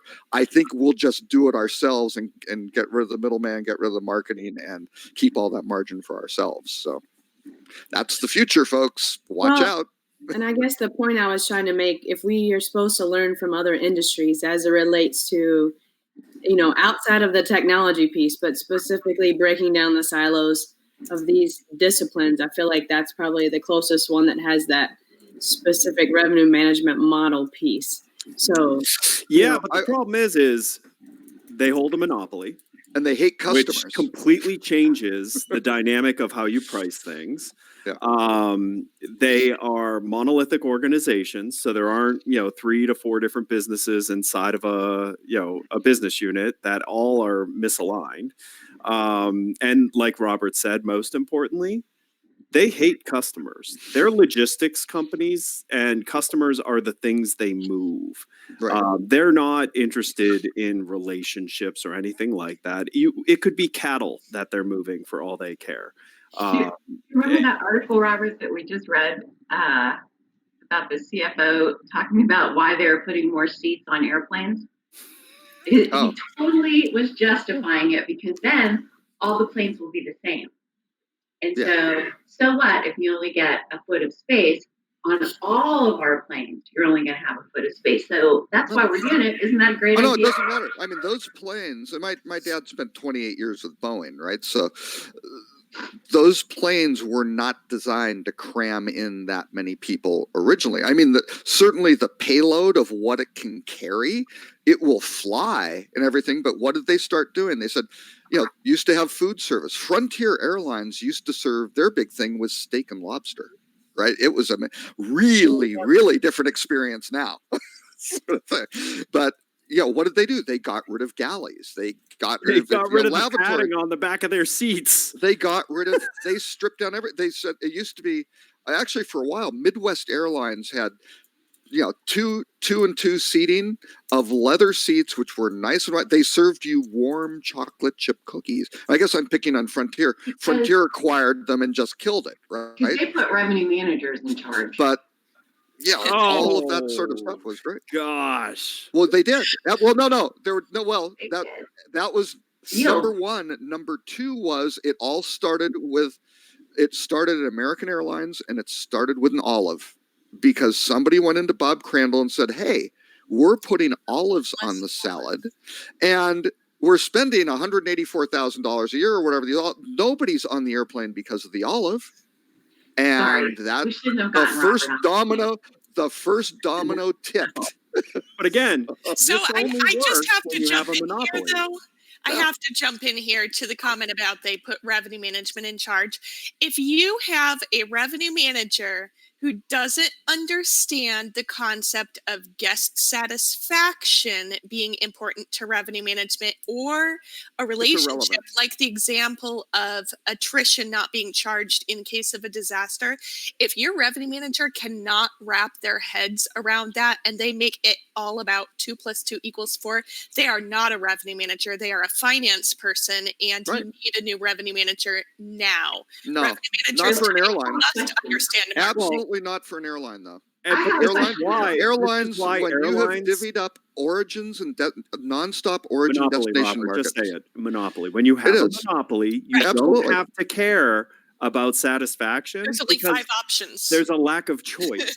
And with a lack of choice, satisfaction can be much lower. So what you look at, an airline revenue manager right now looks at the origin destination market and goes, and now particularly with Basic Economy, American Airlines in Dallas can go, we're flying to Chicago. Basic Economy will match the fare of Spirit Airlines. Full service economy will probably match the fare of Southwest. And that's just how they behave. Those fares line up to the penny. And so you wind up getting these really weird things. If Spirit is bottom feeding, you'll see $70, $90, $130 splits between Basic Economy and main cabin economy, which is nuts. That wasn't, everybody thought, well, it's a $30 difference because of the bag thing. These things are going really screwy. but that's what they do, and they don't really care. And then at some point they depart because they understand, go, you know what, here's what we can get, and we don't care if it winds up being lower. This is the optimum price, and it doesn't really matter because Hey, they know the All right, demand. Robert, There's them no other chime alternative, in. right? Let them So- chime in. Lily and Stephanie, did you guys go to Rock last year? Yes. I do. Do you remember in the flash presentations, and Lauren, I know you were there, and Robert, I don't remember. Do you remember the guy, the revenue manager, who did the Cookie Monster theme? Yes. Yeah. I was so mad about that because, and so please share with me what you think about that strategy that he was laying out. The cookies were customer service, and his point was you got to build for no-shows. And if you let those pesky customer service scores drive your behavior, you're going to leave a ton of money on the table. Absolutely. That's the United Airlines. That's how United Airlines got into that situation. They didn't care. Maximize the revenue. And guess what? If the satisfaction scores are 20 points lower, it doesn't matter. The demand remains the same. They want to get from point A to point B. They want to fly. They don't want to drive. Right? So it doesn't That's matter. the reality. It doesn't matter. So, But it does matter in hotels. So right. So Really Absolutely. one Very different thing business. you can take from the airline industry, if you want to look at how a hotel can do better business by looking at the airline industry, that is to lobby your local government to shut down any further building of hotel rooms. Absolutely. That is the only benefit you can take away from anything the airline industry does, is limit the amount of competition that you will have in your market, and it will allow you to start operating more like an airline. Other than that, Well, airlines and hotels, the only thing they have in common is they're talking to the same person. But they are having two very different conversations. Airlines are having the conversation of, you know what, I don't care. Book with me, don't book with me. You're either going or you're not. And hotels are having a conversation of, please, for the love of God, stay with us. Those are two very different business dynamics. Yeah. So I want to go back to the Cookie Monster thing that Holly had asked Thank you. about. I think that the intention was right, but the delivery was wrong, because you have to be able to take in some of those, I call them kind of like the soft skills, right? You have to understand, like, if somebody's parents died, they're not going to come stay at your hotel. And if you charge them, you're a monster. Like, sure, they might be lying, but if everybody's parents die in one day, then you might be a little suspect. But realistically, 70% of the time, they're going to tell you the truth, right? And it's not worth the extra 30% for one no-show fee or one late cancel fee. However, I also think that there's a major issue where there are the type of sales teams who come and say, you can't charge any of my customers because one time they looked at me out of the corner of their eye, and that means that they're going to bring us 5 pieces of business next year. Like, there has to be a balance between just like, oh, let's just give them everything and roll over on absolutely everything, and understanding like the intent of the customer. So I think it was a well-intentioned presentation, and there were some nuggets in there that were important, because we should be claiming revenue that people agreed to. But there are absolutely extenuating circumstances that come back to guest loyalty or things like that, or even, PR. I mean, we're just lucky that we're not like United, where, we get live video of people being dragged out of the hotel because we overbooked, So we overbook all the time, but luckily that's the flip side of the fact that we're not quite as hated as the airlines, let's be honest, in most cases. And so we don't get the PR around some of the decisions we make that honestly are not that much different. I still think United should have run the marketing campaign of, we've come to kick ass and sell tickets. Oh my gosh, did Unfortunately, you we're see out the of tickets. Southwest? Did you see the Southwest campaign after that? I Oh, forget yes. exactly what it was. It was something like, we won't kick you out, but it was pretty great. and Yeah. Southwest is the one who's different. They get intense pressure from Wall Street to add bag fees, and they won't because they know they're hostile. And they look at it, and yes, they've added advanced, preferred boarding and things like that. And but it's added value, not something you absolutely have. Right. It's something. It's generally something that will give you a level of value. And they look and they go, you know what? Somebody who's coming in, they want to do it. Not like basic economy, where a family of 4, maybe with small children, can't do seat assignments, and they're going to be spread out in center seats across it. That's a really, really hostile situation. And what do? They go, yeah, those families need more bags. $30 a shot. There we go. Oh, if they want to sit together, that's going to be $25 a shot. Mhm. Ugly stuff. But again, they look at it and go, you know what? What else are they gonna do? Yeah. I mean, I imagine that's the revenue meetings. Yeah. Let's just add this fee.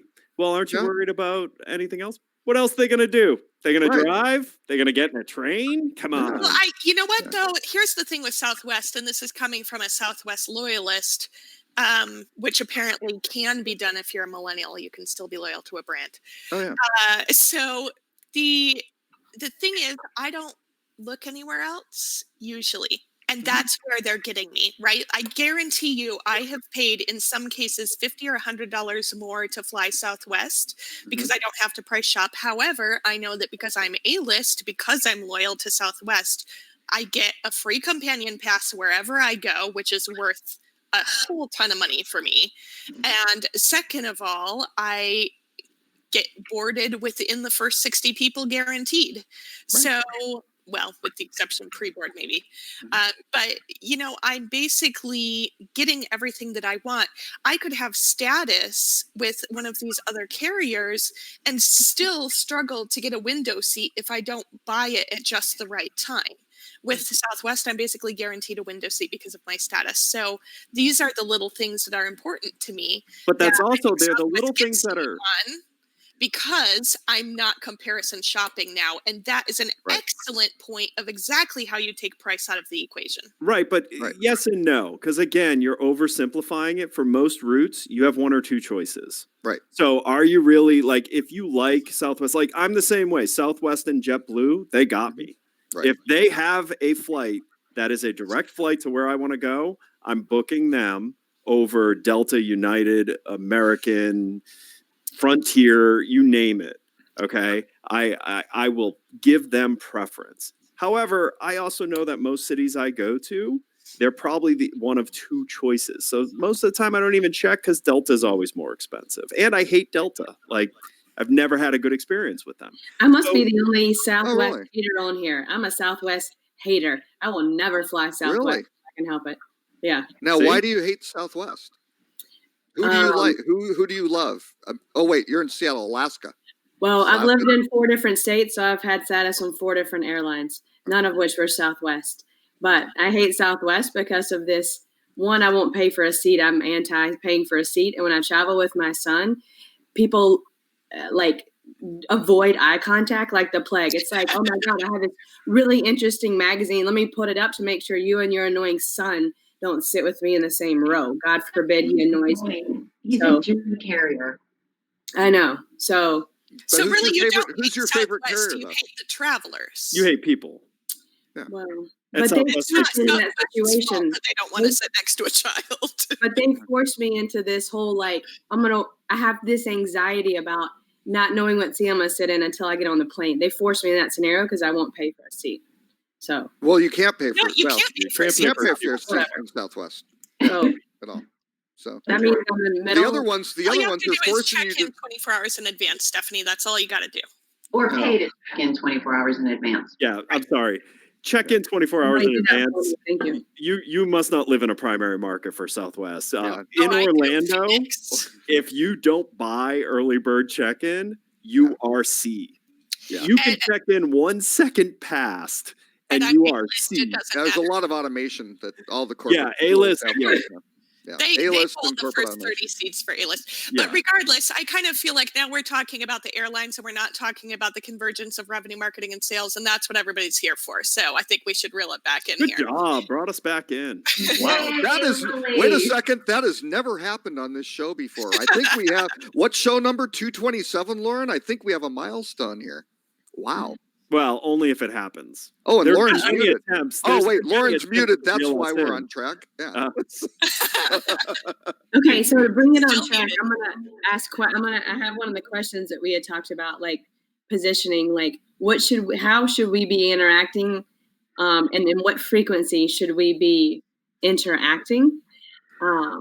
So I want to throw that question out there, Holly, if you want to take it, or what would be your wish list from us in terms of how that communication or how that interaction, what would that look like in a perfect world? So, that is such a good question. My immediate response is, look, can't you just send me a report? Because I really don't want to sit down with a revenue manager. And so I think before you even get there, somehow you've got to figure out how each silo shows their value and what their value could be to the other silos. Because I would love to sit down with a revenue manager if I knew how they could make my life better. I'd sit down with them, once a week at the most, if that's what they wanted. At the moment. But until I understand what they're going to bring to the table, I know you're going to have, and it's the same with revenue managers. They're busy too. What do they want to talk to a salesperson for? Until we can show what value we can bring. Holly, two things. Number one, I'm learning through this conversation how much you secretly hate me. Number two, You're disciplined. It's not. He doesn't hate you. Lily. He just My hates everything mind, you've Lily. dedicated your life towards. I mean, but number let's be two, clear. I do not necessarily disagree with Holly here, because I think that in the relationship between sales and revenue, there's one thing between all three, right? We all need to be aligned in the same strategy, the same revenue targets, the same ADR targets beyond just occupancy, etc. As long as that's in place, we should be able to generate a very easy report that every sales manager can have at their desk that shows them the limitation of how many rooms they can sell on a given day and at what maximum or minimum rate they can sell. And I will say that it's not always us saying raise your rates. Sometimes I have salespeople out there selling a 10-room group at bar, and then they want to know why we're not protecting it later by raising bar to be $70 over what the comp set's charging. And I'm like, because you put it in too high. I can't protect 10 rooms in a 250-room hotel. So I think that you need a max and a minimum, not just this MAR thing from the 90s, right?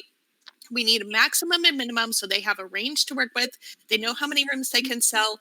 And if it falls within the parameters that revenue management has set, which it's our job to analyze and make sure that's in line with the overall strategy of the hotel for a combination of transit and group, then they shouldn't have to run to us for every single DBR. They should be able to answer that customer on the phone, have the proposal out in 5 seconds, and capture the business. Hey, quick question. Do you know if anybody that still can manually figure out displacement value? I'm sorry. Do you know of anybody that can send a meeting and manually calculate displacement cost on a group proposal? No, I can. Yeah, it's a lost art. Absolutely. And that's huge. Why in a meeting without the proper metrics? You need to pull together the proper metrics if you're going to do a displacement. But you should at least know where your demand forecast is. If your demand is only going to get you to 60% on a certain day and that group is 30%, you should know that off the top of your head. But the exact displacement value requires specific analytics, and for large pieces of business, it's worth taking it back and calculating that. So I think that's an area where revenue management. Well, I bring that up as a particular example because in the live world of meetings like this, and to Holly's point, revenue managements tend to be intimidating in the sense that they have their strategy. They have their plan, their methodology, and it's, dang it, their sandbox. Okay? And when you sit down in a meeting and you're proposing things, whether it's a sales pitch proposal, whatever like this, the first pushback is, well, what's that going to do for our current occupancy demand for that day? What's the displacement value that you're saying this is going to create for us? What's the ancillary value to these things? And if they don't have those answers, it's a get back situation. You never get back. And so that's the problem. You need to be able to come to a meeting with the knowledge of what you're proposing as it occurs against what revenue management is doing. And the only way that that really truly works is revenue management sharing what their expectations are in enough of a detail that the numbers, as you point out, the information is there for them to use and create that answer. And because a lot of times there is this push around of those kind of conversations because heck, we all have different responsibilities. We're trying to create that common communication, but these are the little things. These are the little bumps in the road that happen. Marketing comes, and any marketer that comes to revenue management asking what the deal is should be shot. To Ed's earlier point, it's not a rate issue of discount, as you point out, Lily. It's a strategy of who we're going after. The questions that marketing is coming to revenue with is, where is it that you are looking at that I need to be knowing, I need to be paying more attention to? This is what I'm producing, but where is it that it's not producing enough? And that's a dialogue that comes through. And then sales gets brought in with hey, I know somebody that needs somebody like that down the period. I can bring that kind of business to that or not. And that's when you start getting the dynamic going. My solution is converging sales and revenue management. Yeah.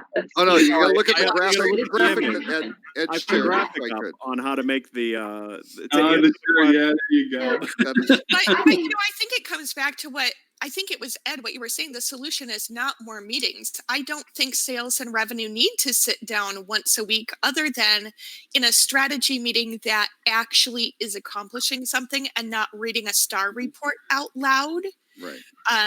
If you're going to focus on the star report, it should be for 5 minutes about what did we do well that we want to continue? What did we not do well that we never want to do again or want to start doing? Let's move on. Let's apply this strategy moving forward so that it's actually worth everybody's time to be in that meeting.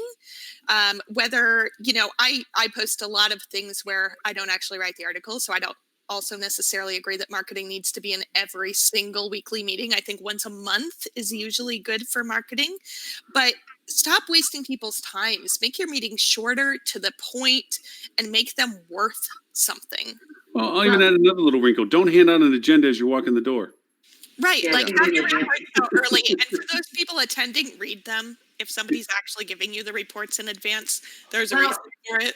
There again, read them, but I'm only going to take my time to read it if I know what the value is going to be to me. Right. And so that's what I really You will feel continue like. to be employed because Yeah. your business will have enough.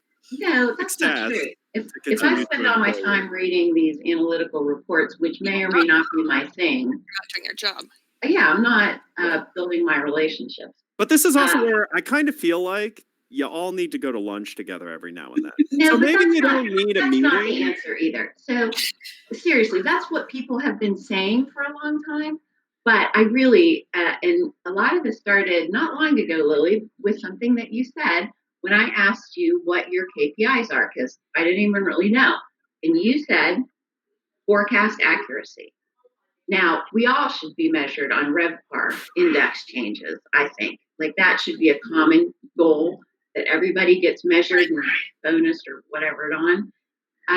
But forecast accuracy, I really think could be a project for a hotel or a management company where if you said to marketing, revenue management, and sales, if you guys can have a forecast with X degree of accuracy, as a team, you get something. Like, that's your incentive. Figure out how to get it done. I think that's the way. I think start picking some goals, incentivizing. Salespeople do, in fact, respond to some incentives because we're used to it. But make it an incentive that isn't going to be good for one and bad for the other. Then you're going to start looking. I really have delved into this forecast thing. I'm into it now in a big way, which in the past, I was always like, whatever, I don't know, we'll see. This is, because I hate the question, is this group going to go definite? I believe that they're going to go definite or I wouldn't have it on the list. Ooh, there are a lot of people who go. I know. So that's what I'm saying. So give me a reason to focus more on forecast accuracy. And you know what I would have found out, which is something that I have found out only in the last month? My sales close rate, a signal is how much email correspondence I have with the customer. If I see an upswing in email correspondence from the customer, I'm more likely to close. Right. I never paid attention to that. So Like I said, that was a signal until I Well, started. there's paying that, attention. and the group pickup also though is also a big one too, right? No, I'm Is talking it going about to go to? Oh no, yeah, no. I'm saying yeah. One is it going to go definite? Then the other is it going to really pick up those rooms, right? Yeah. But you And say again, that revenue management is also making a lot of that trickier because if they're dumping a bunch of rates into, distress channels like Hotwire, and Yeah. people can figure out it's the same hotel and they can save $40. Yeah, all of a You're on a sudden the different group issue. pickup drops right. and the hotel comes in and But Yeah. that also you, goes to marketing. That goes to marketing as well. All of a sudden, our direct Absolutely. channel goes from hero to zero because what we're pushing on direct channel gets bled out because rate parity went to heck because revenue management wanted to pull the trigger to hit a different number that we didn't know about. So it is a wrinkle in the sense of Absolutely. day-to-day logistics. When revenue management wants to steer the boat, they got to let everybody know so we don't, we fasten our seatbelts so we can, Which we're going to turn down. figure out is an issue if we're talking about forecast accuracy. We're going to look at all the factors that contribute to the forecast not being accurate. And we got to go back within our own disciplines and see what signals there are and why and how we can Well, improve those. And I think it's a great start. Stephanie, what do you think though from a marketing standpoint? Well, I mean, something Lauren said just triggered like, there's nothing worse when like the salesperson was like, oh, we need to, dump more money in Expedia travel ads. And then after the fact, I realized that revenue management had already turned on an agency promotion and an accelerator promotion. And I'm like, oh my God, like, like we're paying the man like 5 times, but, wait a second, your sort order is going to rise. Your positioning is going to be quite good. So that's just I've been in that scenario a couple of times. Just Yep. The people not all of us not talking. But the other thing I was going to say on the forecast accuracy though, you can't just let the revenue managers run wild either, because again, if they're doing that, they may start again the end of the quarter, the end of the year, whatever. Let's make sure I'm accurate on my forecast, not necessarily. Oh, you know what? I forecast too low, and it's like, wow, we could be 20% higher. Let's not make that happen. Is a bad scenario, Well, right? but this is where Holly dismissed it very quickly, but really, like, professionally, if you want to be successful, understand what the people around you are doing, what they care about. If you are operating inside a business and you have absolutely no understanding of your peers who also may control part of your success, you're the problem. If you don't ask those questions, I think you're putting the ownership on the individual. I mean, I think that a lot of that is dictated by company culture. I work with a lot of different management companies and different capacities, and I can tell you there is a lot of thought processes like swim in your own lane from an efficient, because it makes it the most efficient. Not that they don't believe in cross training or cross communication, but they feel like if you just focus on your thing, less meetings, yada yada, it's going to be the most efficient route. So swim in your own lane.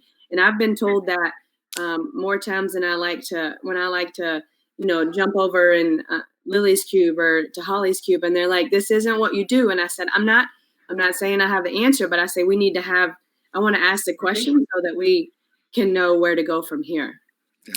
Yeah. I want to circle back to Holly's question, which is the question I normally get from sales. What's in it for me if I forecast accurately? And really, it's your ability to book more groups. Because if you assume that just because it's in the pipeline, it's going to close because you want to look good in front of the owners, and you tell me that as a revenue manager, I'm going to go ahead and forecast that piece of business and shut down that day to other groups that might have actually closed because I'm getting bad information. It's my job to control the strategy, make sure there's the right balance of group and transient. So when it comes to the sales team forecasting accurately what their pipeline is going to do, that's what I come back to. I just had a great conversation actually with a sales manager the other day, a director of sales, who was doing a forecast, and she had never really been responsible for it before. And I had kind of put it on her plate like, hey, here's the thing. I can try to forecast, but you have the pulse on your business and you're going to probably do it better. So because that particular owner was very cognizant of drops in forecast, she came in a little bit on the low side. So I was like, okay, I'm going to challenge you as if I'm the owner here, because you're going to need to answer for this. I said, so this is not necessarily coming from me, but my job is to validate your forecast before we submit it. That's how I have your back. It may sound like I'm challenging you because I don't believe you or I don't think you're doing well enough, but let's have a discussion here, because if I send you all the tough questions and you can answer them for me with data, which is the same way an owner is going to look at it, then you're going to be prepared for that meeting. I'm going to feel confident that I'm moving forward with the right forecast, which means I can layer in transient on top of it correctly.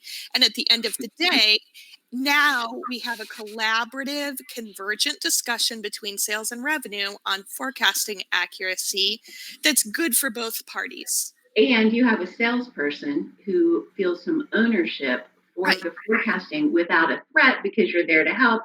And what's in it for her is she does look good in front of the owner. And I really appreciated that she understood. That's better. Yeah, she understood, she listened, she was part of the conversation. She didn't immediately get defensive, which I think is a big problem between these departments. Everybody assumes that because you're asking a question and you're trying to blame something on them. And it's, in some cases, sure, people are like that. But in many cases, it's really not about that. And from our perspective, we don't always use the flowery language in revenue management. We like bullet points. We want to get to the point, move on with our lives. We have other things to do.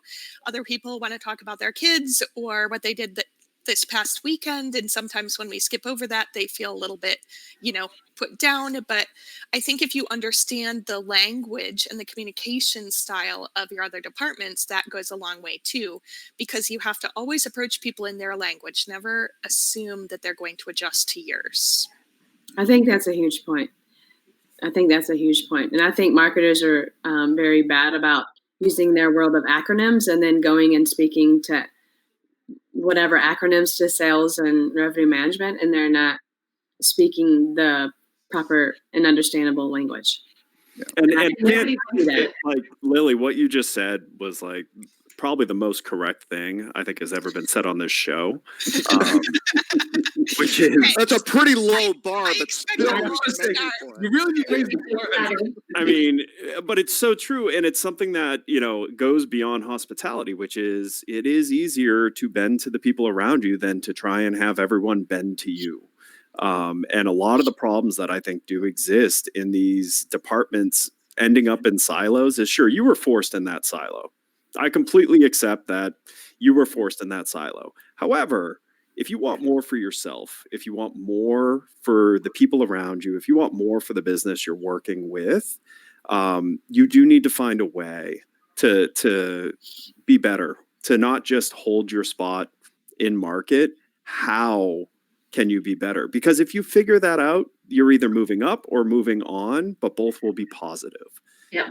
And don't stay in your lane. Stay in your lane corporately. Find a way to get out of your lane. Because if you don't understand what's going on around you, you're not bettering yourself, and you're not bettering the business you're working with.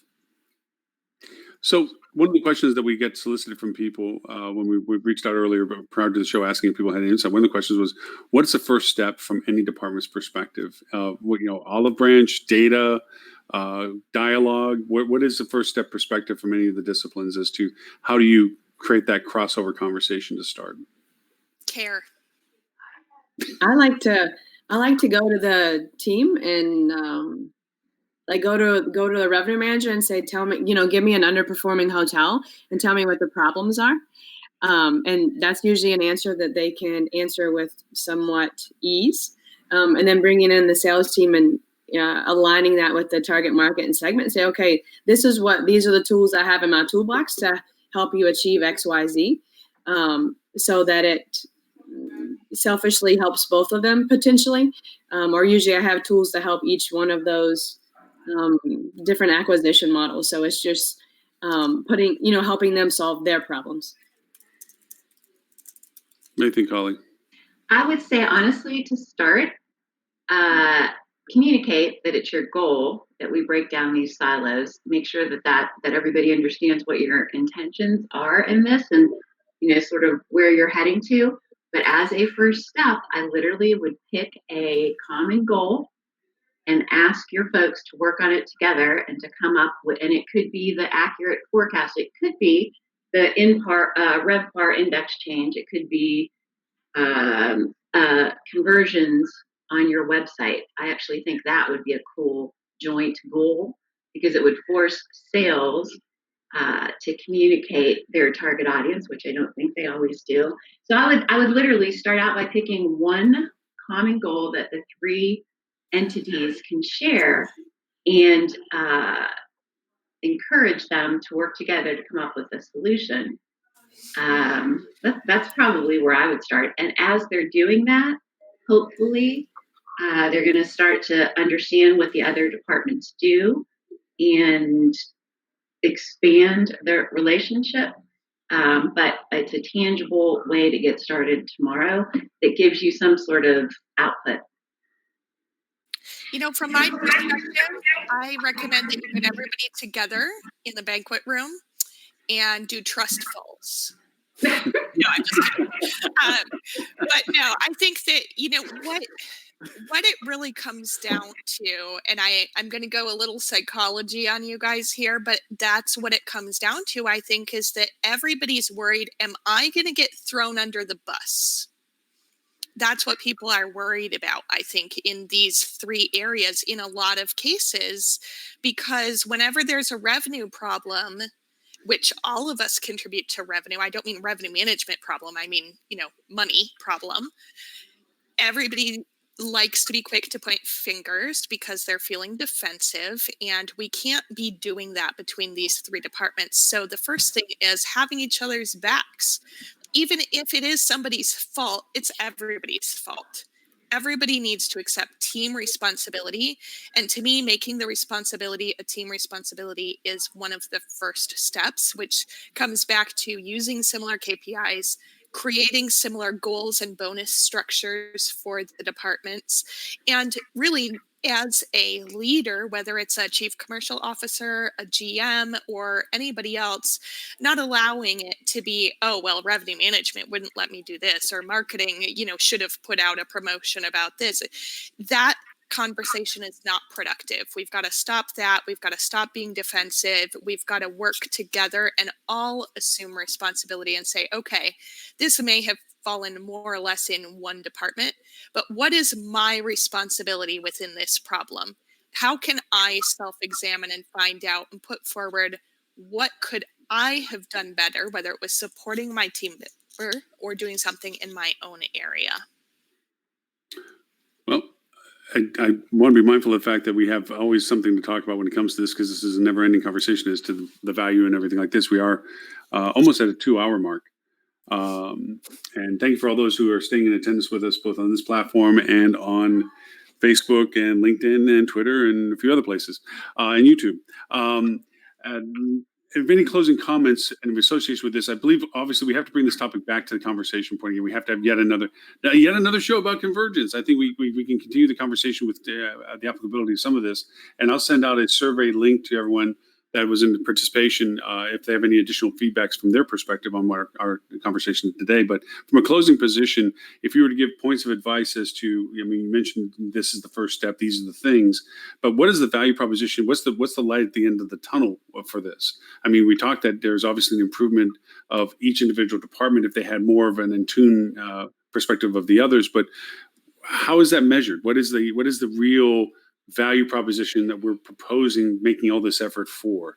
And then after that, we want to talk about a little bit about HSMI stuff, And if we want to throw in just Robert's Rock, since he was so generous in making a list that we never got to, which he always does every week faithfully. But if we wanted to start, Holly, do you want to start first, but just go from that perspective? So really the benefit to the light, I think, is personal growth. You would be amazed once you start to learn about what other departments are doing, how much easier and better your own life can be. I just put 2 links up there on the HSMAI front. We're doing a free webinar that talks about the value of the digital marketing certification. I think that most non-marketing people who have taken this certification have been just overjoyed at the information that they've learned that they never knew was available. To your point earlier, Lauren, like, why don't you ask for help? You don't even know that it's possible. So I think learning is the benefit in the end to your personal and professional growth. The second link that I'm putting up there is I did want to drop the announcement since the deal has been signed officially. And your co-host. What was that? Your co-host is in the audience with us. Oh, Mr. good. Dan Waxman with Sasso and myself and HSMAI are launching a 6-part web series that's going to be 6 weeks for an hour every week around the digital marketing certification study guide and then some. So if you want to get certified, you can take the class and then take the test. If you have no interest in a certification, but you just want to learn what digital marketing does, you can take the class. And the first one is February the 3rd, I think. We're going to do them periodically throughout the years. They're going to be live. Dan and I will facilitate them online. And I think it's going to be phenomenal. I hope. So that's my closing. Learn. Lily, what would you like to say? I think there's a couple key things that I would hope that people would take away from today. Number 1, know your target demographic and do not compete on price, compete on value. Create aligned goals between all 3 departments so that somebody's not bonused on doing something that would actually hurt the strategy of the other department. And then think through your strategies and think, will this strategy create sustainable, profitable progress for my hotel? Hey, Stephanie, I'm gonna do the same thing. I'm gonna put the little Stephanie thing up just so you don't freak out in. Okay. No, I mean, I think both recaps were good. Aligning the, understanding who your target markets and segments are. But if I just want to give one other actionable thing that to kind of pull things together or give you an opportunity for convergence, I would say as marketers, challenge yourself, to understand the goals of the other disciplines. But I would say specifically asking the sales plan for a copy of their marketing plan and seeing, from a strategy standpoint, if there's ways that you can align your marketing efforts with their sales plan throughout the year and trying to revisit that on a more regular basis. I mean, most sales plans should be done for, 2020 and hopefully longer, but revisiting that on a regular basis to ensure alignment is maybe another, tangible opportunity. Mm-hmm. Mr. Ed and Mr. Robert, any additional contribution to the cause of the convergence conversation? I was going to let you go, Robert. I was being polite. I learned a lot. I mean, Ed, I think we've been doing stuff so wrong. I mean, normally Ed and I had a very similar approach. I mean, we did it kind of through movies. You'd show the salespeople Glenn Gary, Glenn Ross, right? Oh, coffee is for closers, right? You show the revenue management guys like Office Space. You are producing TPS reports. Mm-hmm. That's what you do. And then, of course, marketing, you show them Jerry Maguire. It's like, show me the money. I don't know. You keep them in silos and you just let them run, right? It's called, it's really mushroom. I kind of look at it as mushroom management. You keep them in the dark. Every once in a while, you open the door and you throw some shit on them, That doesn't work as well. I don't know. But All right, everything just got unraveled and done. Thank you so much for 2 hours God. at the end. That's fantastic. so in closing, you can either do it that way or maybe listen to what these guys are saying. They might have some good ideas. Yeah, they might have some good ideas. We do hope that we'll bring the conversation back up in the same format of you guys lead the charge on it. The to Holly's point, I'm sorry, Ed, I'm interrupting you. You wanted to do a close. Well, were you going to do a close? I was just going to put out some of the links and some of that stuff, so we're all good. Okay, well then I'll do a close. Jeez. My biggest recommendation, because I hear it screaming through these stories that you're all telling, is by golly, please become curious about how your business works. It's my only secret to my success in life is I asked questions to find problems, and then I fixed them, and then I sold them.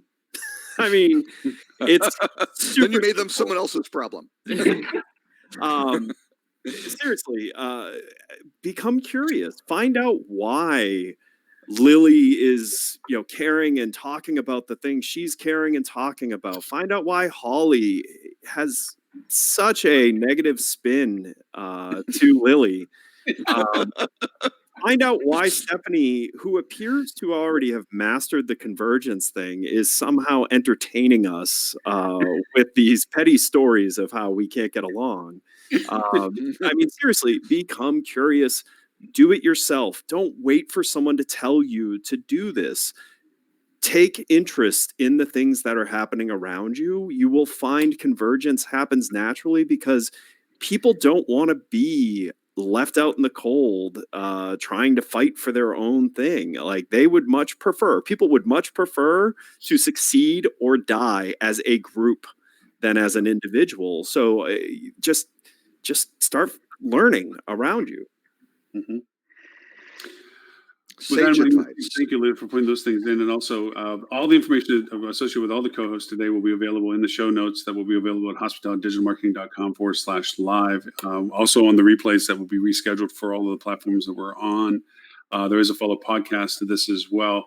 Obviously, from our discussions, we do this in support of HSMAI and their efforts to bring this type of content to market. And we were generous. They were generous enough that we were able to simulcast on the mothership today. With HSMAI, along with both the APAC and EU versions of HSMAI as well. So we're literally distributed globally by HSMAI for the show today. So thank them for that. And in tune with that, don't forget that the Adrian Awards are coming up in January in New York City, which is kind of like the Oscars for marketing for hospitality. One of our normal co-hosts, Stuart Butler, is a recipient of 7 of those awards, of which one of them is for his podcast. And he's in the running potentially to get a platinum for. We'll see what goes with that, because for those who aren't familiar with his podcast, Fuel Travel, it is a phenomenally excellent podcast and highly recommended. This isn't the only show that you can get great content from. Mr. Tim Peter, who didn't get to join us today, who was in the chat room for a little while, he has an excellent podcast. So Thinking Out Loud. Which is a more shortened version of 15 to 20 minutes, but is very concise and very insightful. I can't recommend it enough. Ed doesn't toot his own horn near as much as he should, but Flip to the platform and its usabilities is a whole new perspective on your guest engagement and your guest communication. Holly's influencer sales, which she didn't also push very hard on. She's pushing her webinar and so forth with HSMAI, but the sales program that she has for training online is absolutely phenomenal in the ability for salespeople to better define their communication skills and to answer some of the questions that were brought into the chat room on what tools are out there. And there's a whole mountain of tools out there that they try to look for the silver bullet, but sometimes you can assemble a pretty good gun with bits and pieces of other stuff. So Robert doesn't do much, so we can't really talk too much I about produce a list of news topics every week that generally don't get looked at. But. Why, hey, Robert, I read every article, and why don't you put that on a blog so that... Robert, I know, I need to... By the way, there are companies who charge for that kind of stuff. I wasn't going to say that, but... I am migrating off of the HSMAI Marketing Advisory Board, I guess, as of December 31st. So already took you off the website, dude. You're gone. You're history. Oh yeah, I know. They kicked me to the curb early. So yeah. So I don't know. I may not be distributing them anymore. So I may have to go send it other places, other ways. I don't know. I've been asked that what is the annual book for that? They would like the end, because that is literally a testament of time travel through the entire year. Because every week you have a curated list. It's a great recycle to that. Well, I have a revenue management strategy for that. $3.5 million. I only need to sell one. Right? Is that good, Lily? Would that work? Hey, that's the Focusrite strategy. No. Okay. Hey, That's hey, the Focusrite operating sells strategy. 1,600 of those $4,000. I know, amazing, isn't it? So, yeah. Let's not forget on Stephanie. For those people, there's always a conversation. The first question usually comes out: are you branded or independent? And there's not a lot of people in the space that know how to handle branded hotels because you have to be familiar with all the metrics associated with each brand. And so Stephanie's a bit of a unicorn because she knows how to handle multiple platforms. So if you're a Hyatt, a Hilton, a IHG, or Marriott product, she knows what they can offer you and how to yield it rather than going, oh, sure, I know a little bit about that. And then they tear apart the engine to find out it was a spring. She can do that. Plus, also, if you flip it independent, she can run that way too. So by all means, this is the caliber and the talent of the conversation we had today as to why these perspectives were so loyal to that process. But again, HSMI Adrian Awards, also the digital market. Well, no, it's no longer that called. The marketing conference is now. Marketing Strategy Conference. Marketing Strategy Conference. Thank you for being clear on that.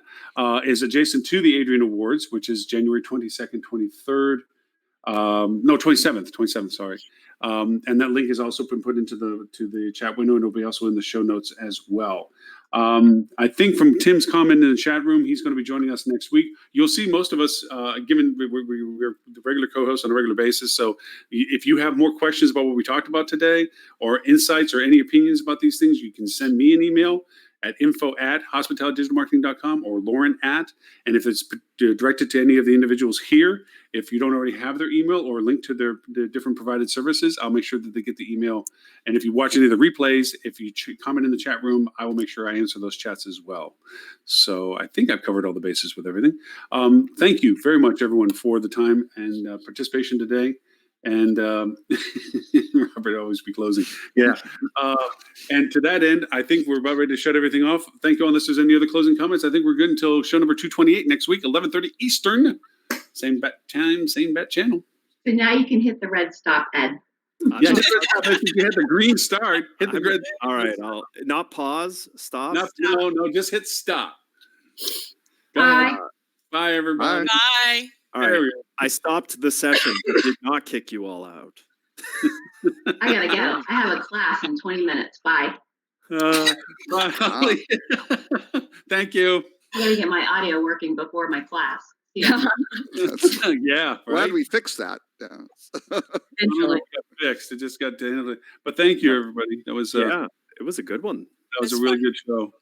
It was very nicely done. Premature start, but hey. Holly really disliked you, Lily.